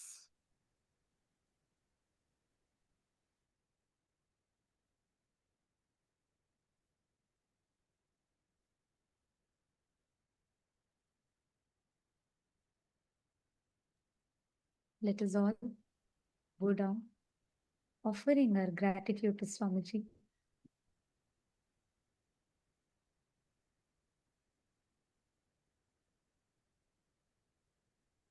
Revealing such profound truths for us to be able to understand our mind, understand our thinking. Actually, even before we all talk anything, can all of you take a moment? How many of you are feeling like that aha moment in you? You're like, oh my God, yes, yes, yes, yes. And for the first time, I was able to understand what this Chit Chata Granthi is so deeply, deeply engraved into the inner space, like so powerfully Swamiji has revealed every truth. I see all Chitsapa members waving your hands. Yes. Oh, Vinayaka also has posted. He has posted this is the first time Chit-Chata Granthi hit me and got bolted inside me. So beautifully explained by Swamiji. Absolutely. And Divya has posted he understood it at an operational level. Yes.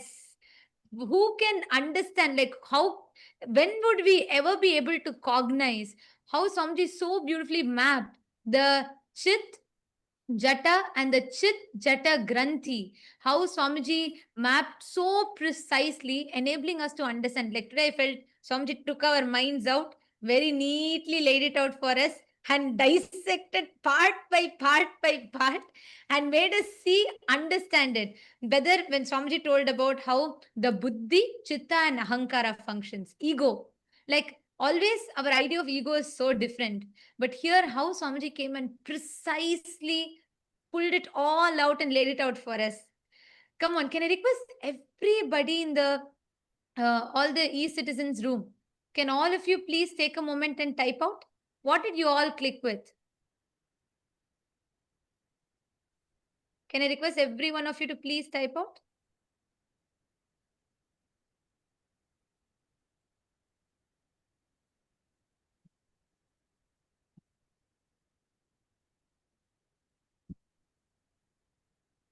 Requesting all of you to please take a moment, please type out.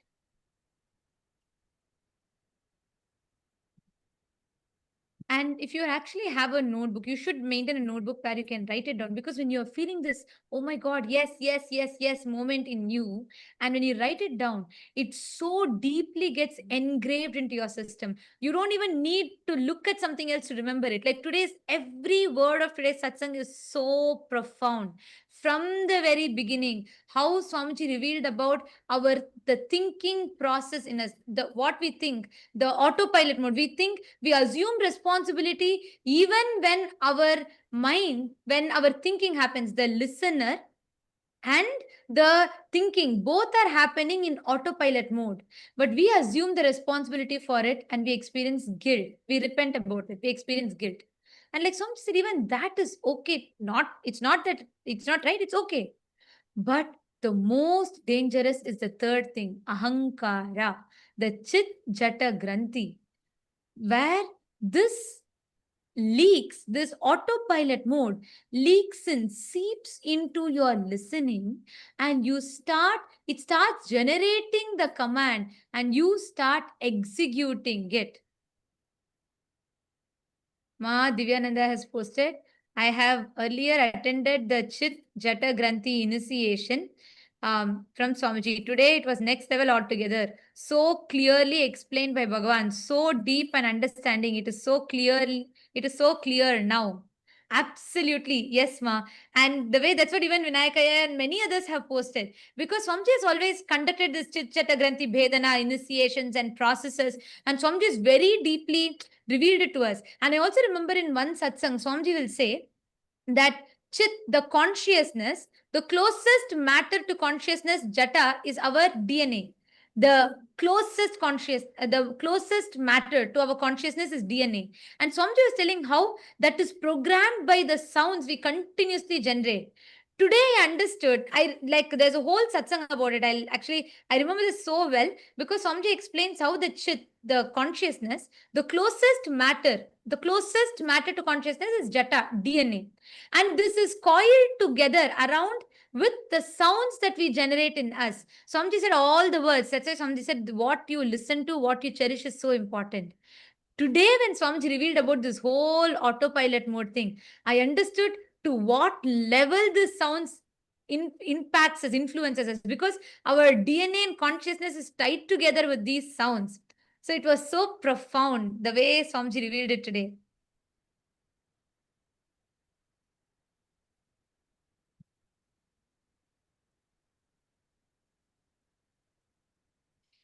And yes, can I request all the others, even Paramashiva Sena participants, can I request you all to take a moment, write it down? What did each of you understand? And once you have written down, you are welcome to come up and share your clicks. If you allow me, I can go on for the next 1 hour because I'm like so excited with every truth about Swamiji's words, every single truth that Swamiji revealed today. But I also like to request and have all of you come up and share your clicks, because this is a space in which power manifestation happens. How many of you are feeling so fresh? Like your whole brain is feeling so fresh, so wow, so aware and so conscious? Exactly. The initiation is so powerful. The way how Swamiji laid it out for us. Anyone in Saint Kitts wants to come up and share? In Saint Kitts, once you have written down and if you have processed, if you have wrapped your head around it, you can come up and share.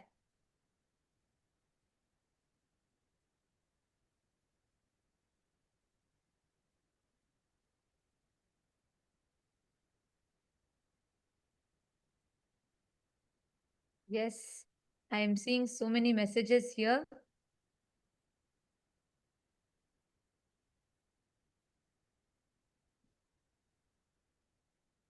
Ma Prematasi has posted, the delusion of continuity is useful for social interactions, but not truth.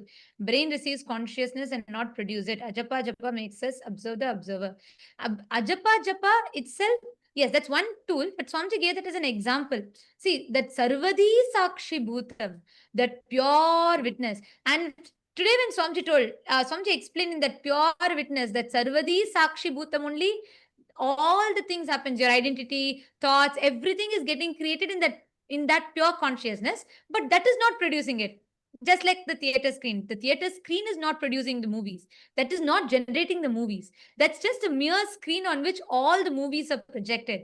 And I was able to understand this deeper because over the last few days Samji has been explaining to us about the focal point, right? How the focal point is where all the things simultaneously, spontaneously keeps happening. It all comes and goes. Fabio Aya, Ishana Fabio Aya has posted, the way thoughts work has struck me, and knowing that there is a name and that pure awareness is pure observer that removes the makeup. So it gives me an awareness of meditation and the effects it has on the thought process. Gratitude. It came at the right time. Yes, exactly. Thank you, Aya. Thank you for sharing. Ishana Fabio, Aya. Ma Rashmi Dubey has posted, for the past few months, Swamiji has been revealing these understandings to us, one after another, as pure downloads. We had no idea where they were coming from, yet they kept flowering inside us. We kept contemplating, and today, when Swamiji spoke the same truths, it was a direct confirmation, everything we had already been contemplating. So thankful to Bhagwan. So beautiful. Actually, whenever we are in that Shakti Pada, whenever we are in that feeling connection, because we are a quantum field, we are not like matter, we are a field, quantum field. The moment you connect, the whole being and body raises to that higher space. That's what is Shakti Pada. And in that Shakti Pada, you are able to receive from Swamiji with 10 times more intensity. I don't even think 10 times is it's there's like, it is just instantly you'll be able to receive these experiences from Swamiji. That's what you have shared. Yes, my Isabel has posted, who's thinking, who's listening, and who's seeking. Sarvadhi Sakshi Bhutam. The beautiful explanation, Ma Jalandhara Sita has posted, the beautiful explanation of Sarvadhi Sakshi Bhutam. We chanted, but knowing what it truly means, the depth Swamiji explained, wow. Consciousness without commentary, that pure awareness, pure witness. Yes. For me, the best example was Ajapa Japama. When Swamiji said, like, that is so true, we chant. And when we are continuously chanting, like for example, whenever we manifest powers, or whenever you do the Ajapa Japa of Mahavakya, we chant. And I have observed that, there's a part of me that is observing. But for the first time, I cognize that means there is another part of me that's observing my own observer. There is a part of us that's deep inside, pure Sakshi, witness, observing the observer. Yes, that is so beautiful.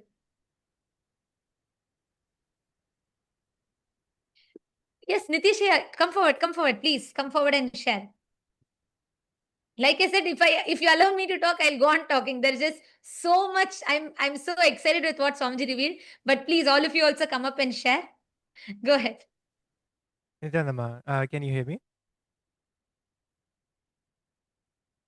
Yes. Yes, sir. So one thing which Swamiji said was so powerful was the name that we attach gives us the delusion of the illusion of continuity. It generated the click in me that the name is kind of we are attaching this label on ourselves, or it has been attached to us, that label, and that is what is going from moment to moment, Nitish, Nitish, Nitish, Nitish, and that's what's just kind of solidifying that identity. That so it's also like attached to. You can also think of it like the conclusions that we keep forming, the labels that we form on different things in around us, and those labels are what solidify everything as it is. And that gives us the illusion of continuity from moment to moment, and that's what keeps us in the either in the past, holding on to the dead past. So the Nitish 1 minute ago, or even 1 moment ago, is a dead past.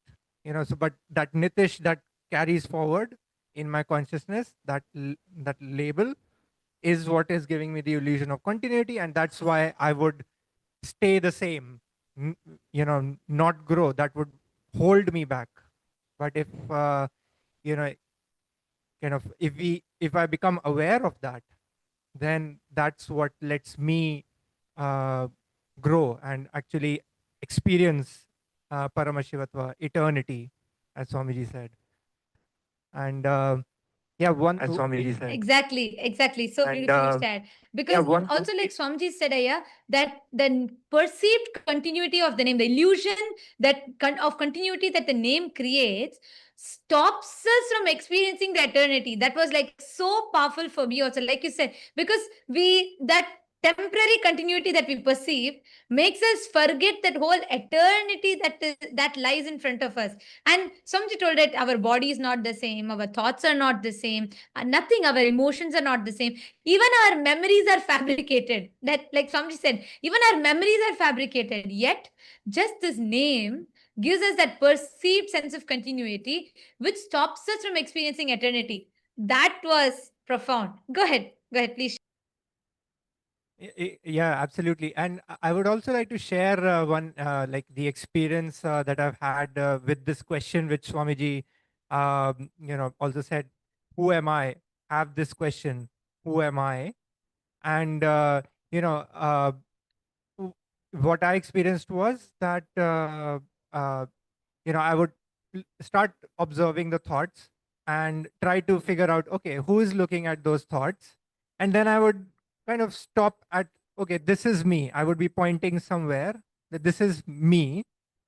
And then for a few moments, of course, I would be satisfied that this is me. I found me. But then I would realize, okay, but there, who is pointing to that I? So that I is the false identity, uh, which, because I stopped there, that's why it became that false identity. But as I kept going back, that, okay, I'm pointing to that, so let me find who is pointing to that identity, that observer. And then again, after a few moments, I would get exhausted and stop there, that this is, okay, this is me, I'm satisfied now. But then, okay, who is looking at that? And keep going back, keep going back. And I think Swamiji has described this as, you try to grab onto a soap in water, and the soap keeps slipping out of your hand. And eventually the soap just dissolves in the water and it just leaves the water, right? It just dissolves into everything. And that's when the experience of just being, you experience that, just being. So yeah, that resonated very strongly. Swamiji, with what Swamiji was explaining today. Exactly. With Actually, what this Swamiji was explaining today. gave a Ishavasya Upanishad verse line, right? In 2015, Swamiji written, consciousness is manaso javiya, swifter than the mind. Like Swamiji told today, the moment you try to put a frame to it, anything you describe about it only becomes an attribute to it because it's already expanded beyond it. How much ever you try to describe it, you try to describe a consciousness, you try to describe saying, this is it, this is that, all of it. By the time your mind grasps it, it's already beyond because it's ever expanding, ever changing. Tadde jati, tanne jati, taddure tadvantike. It is like it's further than the furthest point, nearer to you than the nearest point in you, yet you cannot grasp it because if you try to grasp it, even whatever you've grasped is only merely an attribute. It has already grown beyond that. It was like so powerful. And also, what you're telling, Aya, when we look back over the last 1 year, Swamiji has been preparing us step by step to receive this truth. Swamiji spoke about this seeking the source of the first person. Who am I? What am I? Why am I? How am I? And then there's a satsang. Swamiji has given a satsang series. Nitishaya, you should listen to it and you will really enjoy it. In 2016, Swamiji gave a satsang series on Kenopanishad. So Swamiji will say, don't ask who am I. You're already assuming there's an I. You already have an assumption about the I. Ask, by whom am I? Kene Shitam. That's why there'll be a verse in that Kenopanishad, which Swamiji will describe, where the verse will say that, like, Yat chakshusha na pashyati, yena chakshu gumshi pashyati. Means, what is the source? Shrotrasya shrotram manaso mano yad vachoha vacha. Means, the the life, what makes your ears to be able to listen, what creates the listening, like that. There's be a whole series of questions. Swamiji so beautifully, step by step by step by step, guide us into asking that question. And so beautifully, finally, Swamiji will reveal how we are that, Swamiji is talking about that focal point in that satsang. And it's a very, very powerful satsang series. You should watch it because the thought current that you clicked with, you'll very, very deeper way, you will understand what Swamiji revealed today if you watch that satsangs. That's like a prelude to this. So you should watch it. You'll understand it a lot more deeper, and you'll be able to connect with it. Yes, absolutely. Yeah, I'll definitely watch it. Yeah, and one thing more, which was very, uh, you know, it raises goosebumps in me. Today, when Swamiji was when he started the initiation, he used the word. He said many lines, but there was one word: motionless, but faster than light. This paradoxical, this kind of a thing. It just gives you it takes you beyond logic, and trying it kind of connects you to uh, the expansiveness of this state that Swamiji is initiating us into, motionless but faster than light.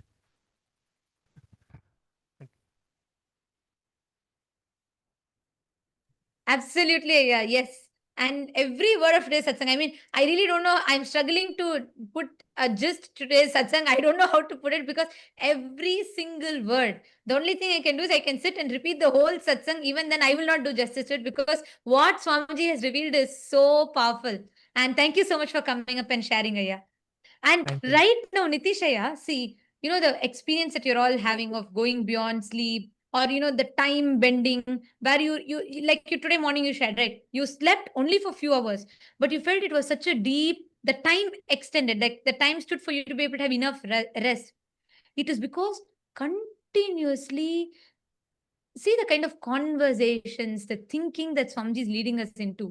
Our whole inner grammar, the inner vocabulary, the self talk. Today, when I asked you all to come up and share, every one of you came up and so boldly declared, I am the ultimate.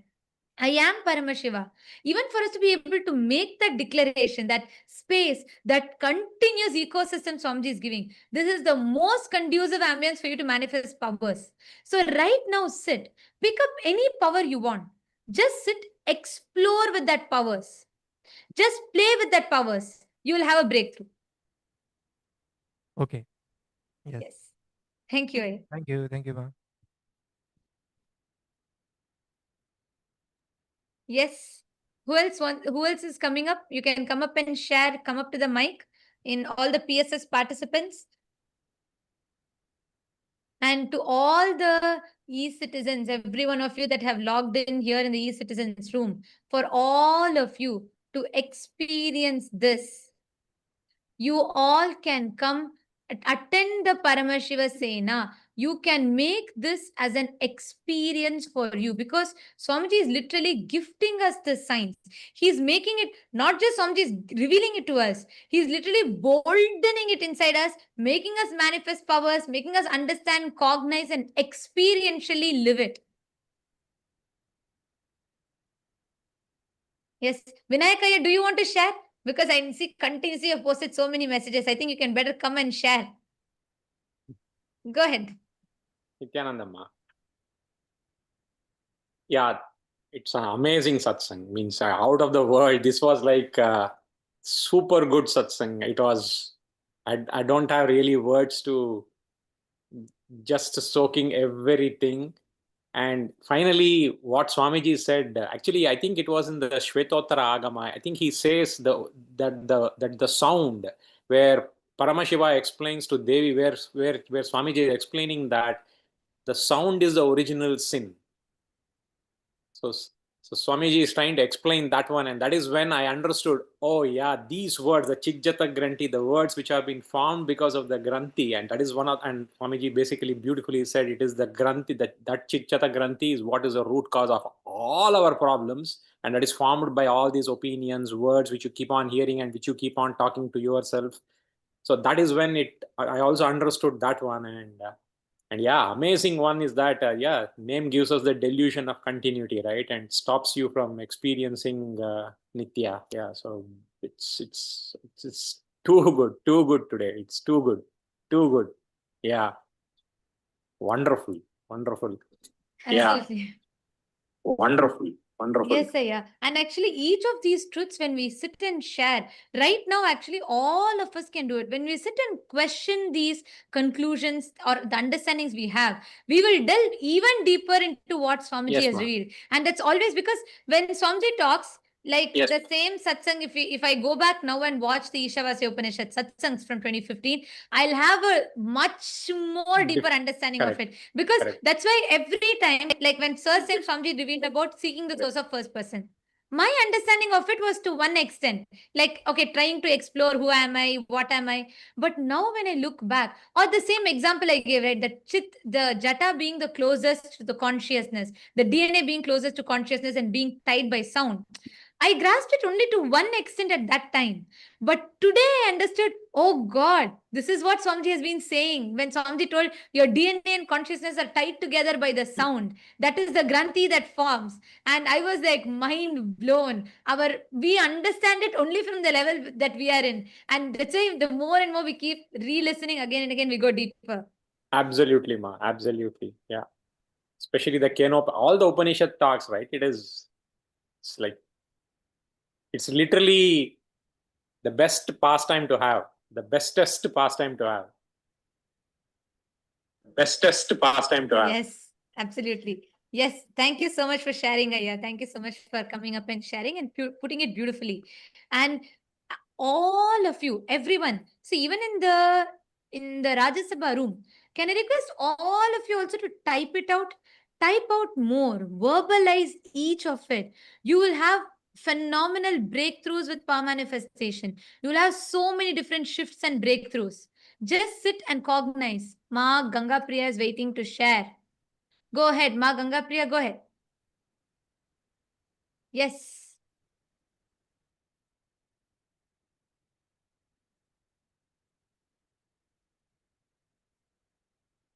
Consciousness Ma, no audio is coming through. Consciousness is from the brain. We are the witness of thoughts in mind and the ego, ahanga, buddhi, and chitta. And the false identity is the chitta, jaka, and granthi. And the process of witness the sarvadi sachiputam is the buddhi, chitta, and the ego, and the witness of the observing. And the witness of the observing. Yes, just one small correction. Swamiji told, see, you said consciousness is from the brain. Swamiji said no. Swamiji said consciousness is not from, it's not like how we understand as a neural activity from the brain. It's not from the brain. It's not from the brain. Yes, if you told, then it's correct. I heard it as you telling consciousness is from the brain. Because Swamiji said consciousness, like a brain just reflects it, like how a projector only projects the movie. Consciousness is not from the brain. It's not like a neural activity that happens in the brain which generates consciousness. That, yes, that's if you're told it's not from the brain, that's correct. Because Swamiji told it's not from the brain specifically. Yes, that's right. Ma Ganga Priya. Listen, I want to tell this to you, Ma Ganga Priya.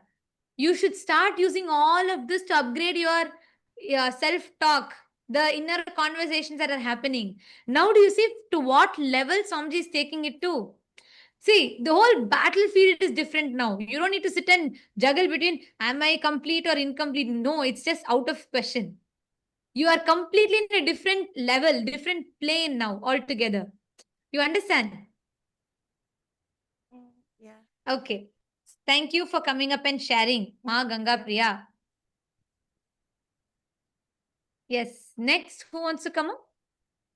Who else wants to come up and share your clicks, your powerful cognitions? And as we do it, can I request everybody to please take the Atmalinga without manifesting powers?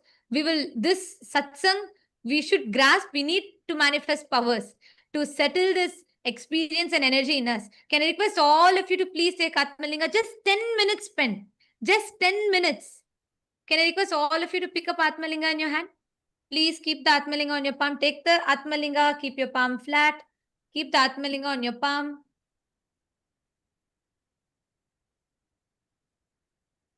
Yes. And just, you only need to do one thing. Just sit. Don't try to do you don't need to consciously intervene and try and do something.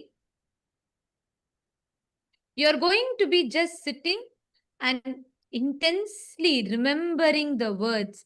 automatically the consciousness will just manifest and you'll have a breakthrough. Ma Pamela Singh, Nityanandam. Ma Pamela Singh. You also sit, hold the Atmalinga and manifest. Just 10 minutes. Bhupendra Ghodera Vaya. I'm not understanding your question. What is the IA? I'm not understanding. What you're saying, Aya? 3 IAs means? Are you asking about the 3 things that Swamiji revealed? The Chit, the Jata and Chit Chata Granthi. Is that what you're asking about, Aya? But you've put that last word you put, I'm not understanding. So please, if you could clarify the question, I'll be able to answer that.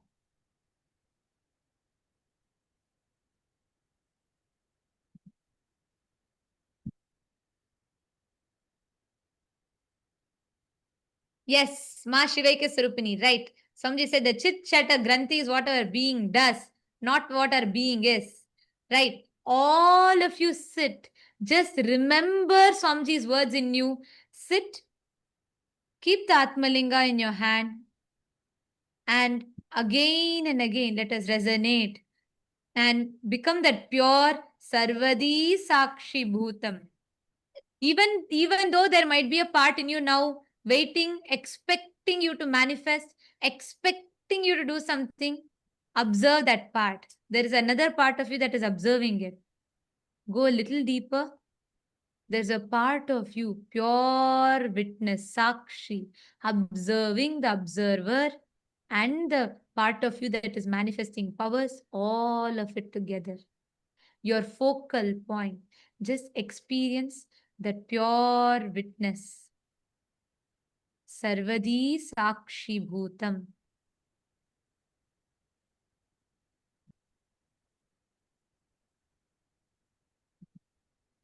And as you're continuing to manifest, chant the Mahavakya. Don't try to consciously do something. Don't try to do anything. Just relax into that space. Be a pure witness.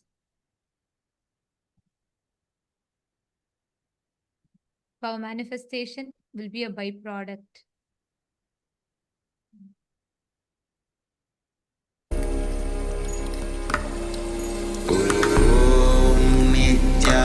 Nityananda Paramashivoham Paramashivoham Om Nityananda Paramashivoham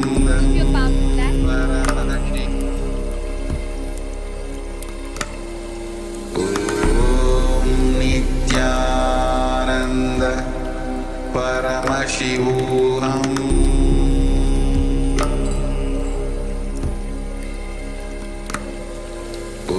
Om Nityananda Paramashivoham Om Nityananda Paramashivoham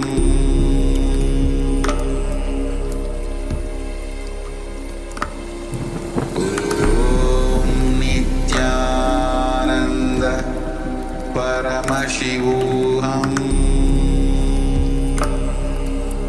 Om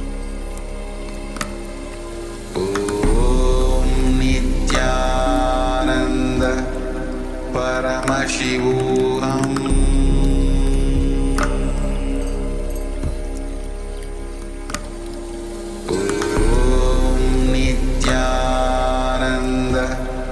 Paramashivoham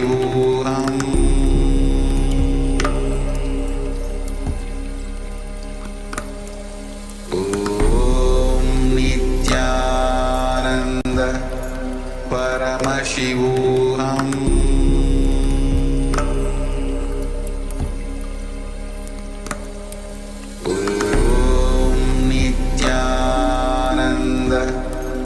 Paramashivoham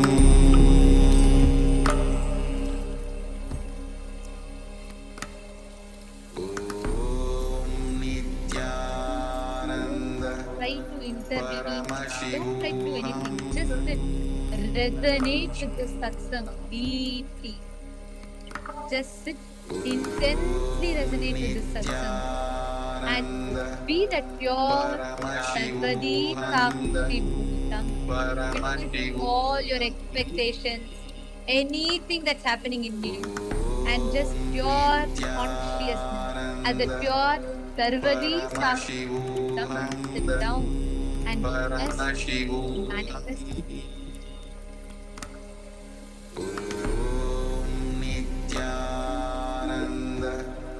Paramashivohananda, Paramashivoham. Om Nityananda, Paramashivohananda, Paramashivoham.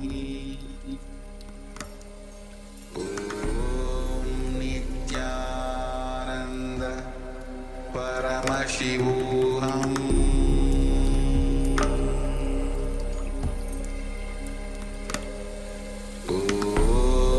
Nityananda, Paramashivoham.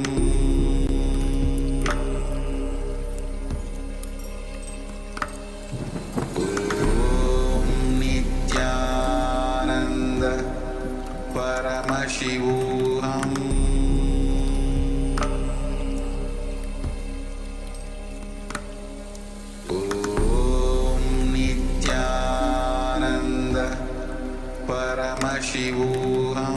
Om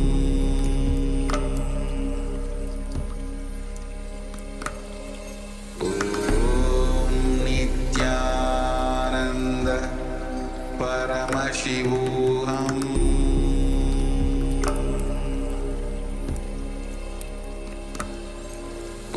Om Nityananda, Paramashivoham.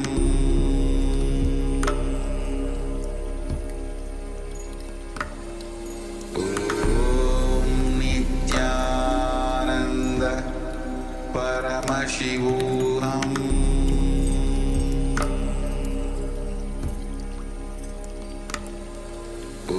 Om Nityananda, Paramashivoham.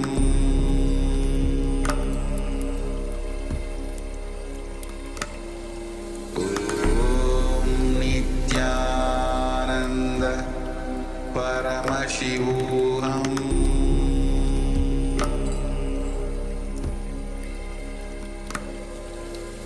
Om Nityananda, Paramashivoham.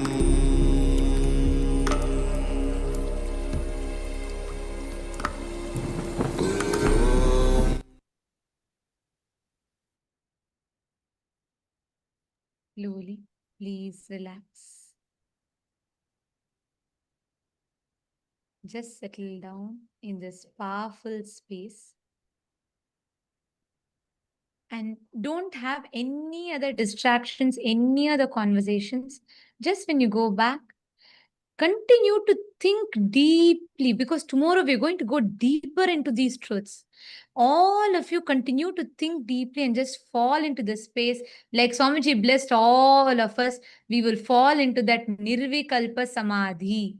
So don't have any other conversations or distractions. Just enter into that pure Sarvadi Sakshi Bhutam. And let us all offer our gratitude to Swamiji, bowing down to the divine lotus feet of Swamiji and concluding with the Purna mantra. Om Purnamada Purnamidam Purnat Purnamudachyate Purnasya Purnamadaya Purnameva Vasishyate Om Shanti Shanti Shanti Hari Om Tat Sat Sarvam Bhagavat Shri Nityananda Paramashiva Padukarpanamastu Om Nityanandam. Thank you all. And to all the e-citizens, every one of you that joined us on YouTube, Facebook, you all can stay tuned. We will be notifying for all of you regarding tomorrow's satsang. 7 p.m. Eastern Standard Time will be the satsang. We invite all of you to join back. We thank all of you for joining with us today. Nityanandam.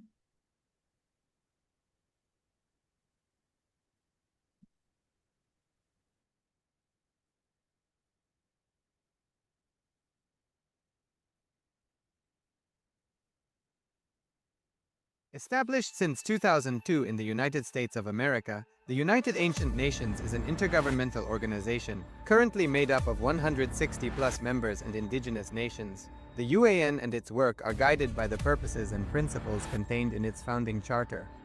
The UAN is a manifestation of the profound connection amongst indigenous peoples across the world, including African, Andean, American, European, Caribbean, Oceanic, and Asian regions, rooted in shared wisdom, sustainable practices, and deep reverence for the earth. The United Ancient Nations serves as an international cultural and diplomatic organization focused on uniting indigenous cultures globally. Our governance structure is council-based without territorial claims, led by a collective leadership through our General Secretariat. As a non-state entity with UN-style advocacy, we focus on several key areas: cultural and digital heritage preservation, indigenous diplomacy, revival of indigenous knowledge systems to solve humanity's problems, global peace, environmental preservation, health and wellness, sustained economic development, indigenous and cultural tourism. While the UAN represents numerous indigenous cultures, the United States of Kalasa serves as the first indigenous nation specifically for Hindus. Kalasa's mission is focused on the revival of the ancient enlightened Sanatana Hindu civilization with a formal governance structure including a head of state, ministers, and ambassadors. Under the leadership of SPH, Supreme Pontiff of Hinduism, Bhagavan Nityananda Paramashivam, Kalasa has achieved recognition as a sovereign subject of international law, possessing distinctive attributes of juridical statehood. The United States of Kalasa is the main sponsor of the proposed UAN headquarters. This initiative would bring forth an estimated $100 million in revenue for the host country through summits, conferences, tourism, and development projects. The proposed UAN headquarters would represent the world's indigenous nations and peoples through its architectural design. It would blend the best of all worlds, featuring top modern architecture, the highest green building standards, and ancient Vastu architectural principles. This headquarters would serve as a central hub for indigenous diplomacy, cultural preservation, and collaborative efforts towards sustainable development and global peace. Through this initiative, we aim to create a dignified platform for indigenous leadership rooted in ancestral wisdom, cultural legitimacy, and collaborative innovation, enhancing global dialogue and regional stability.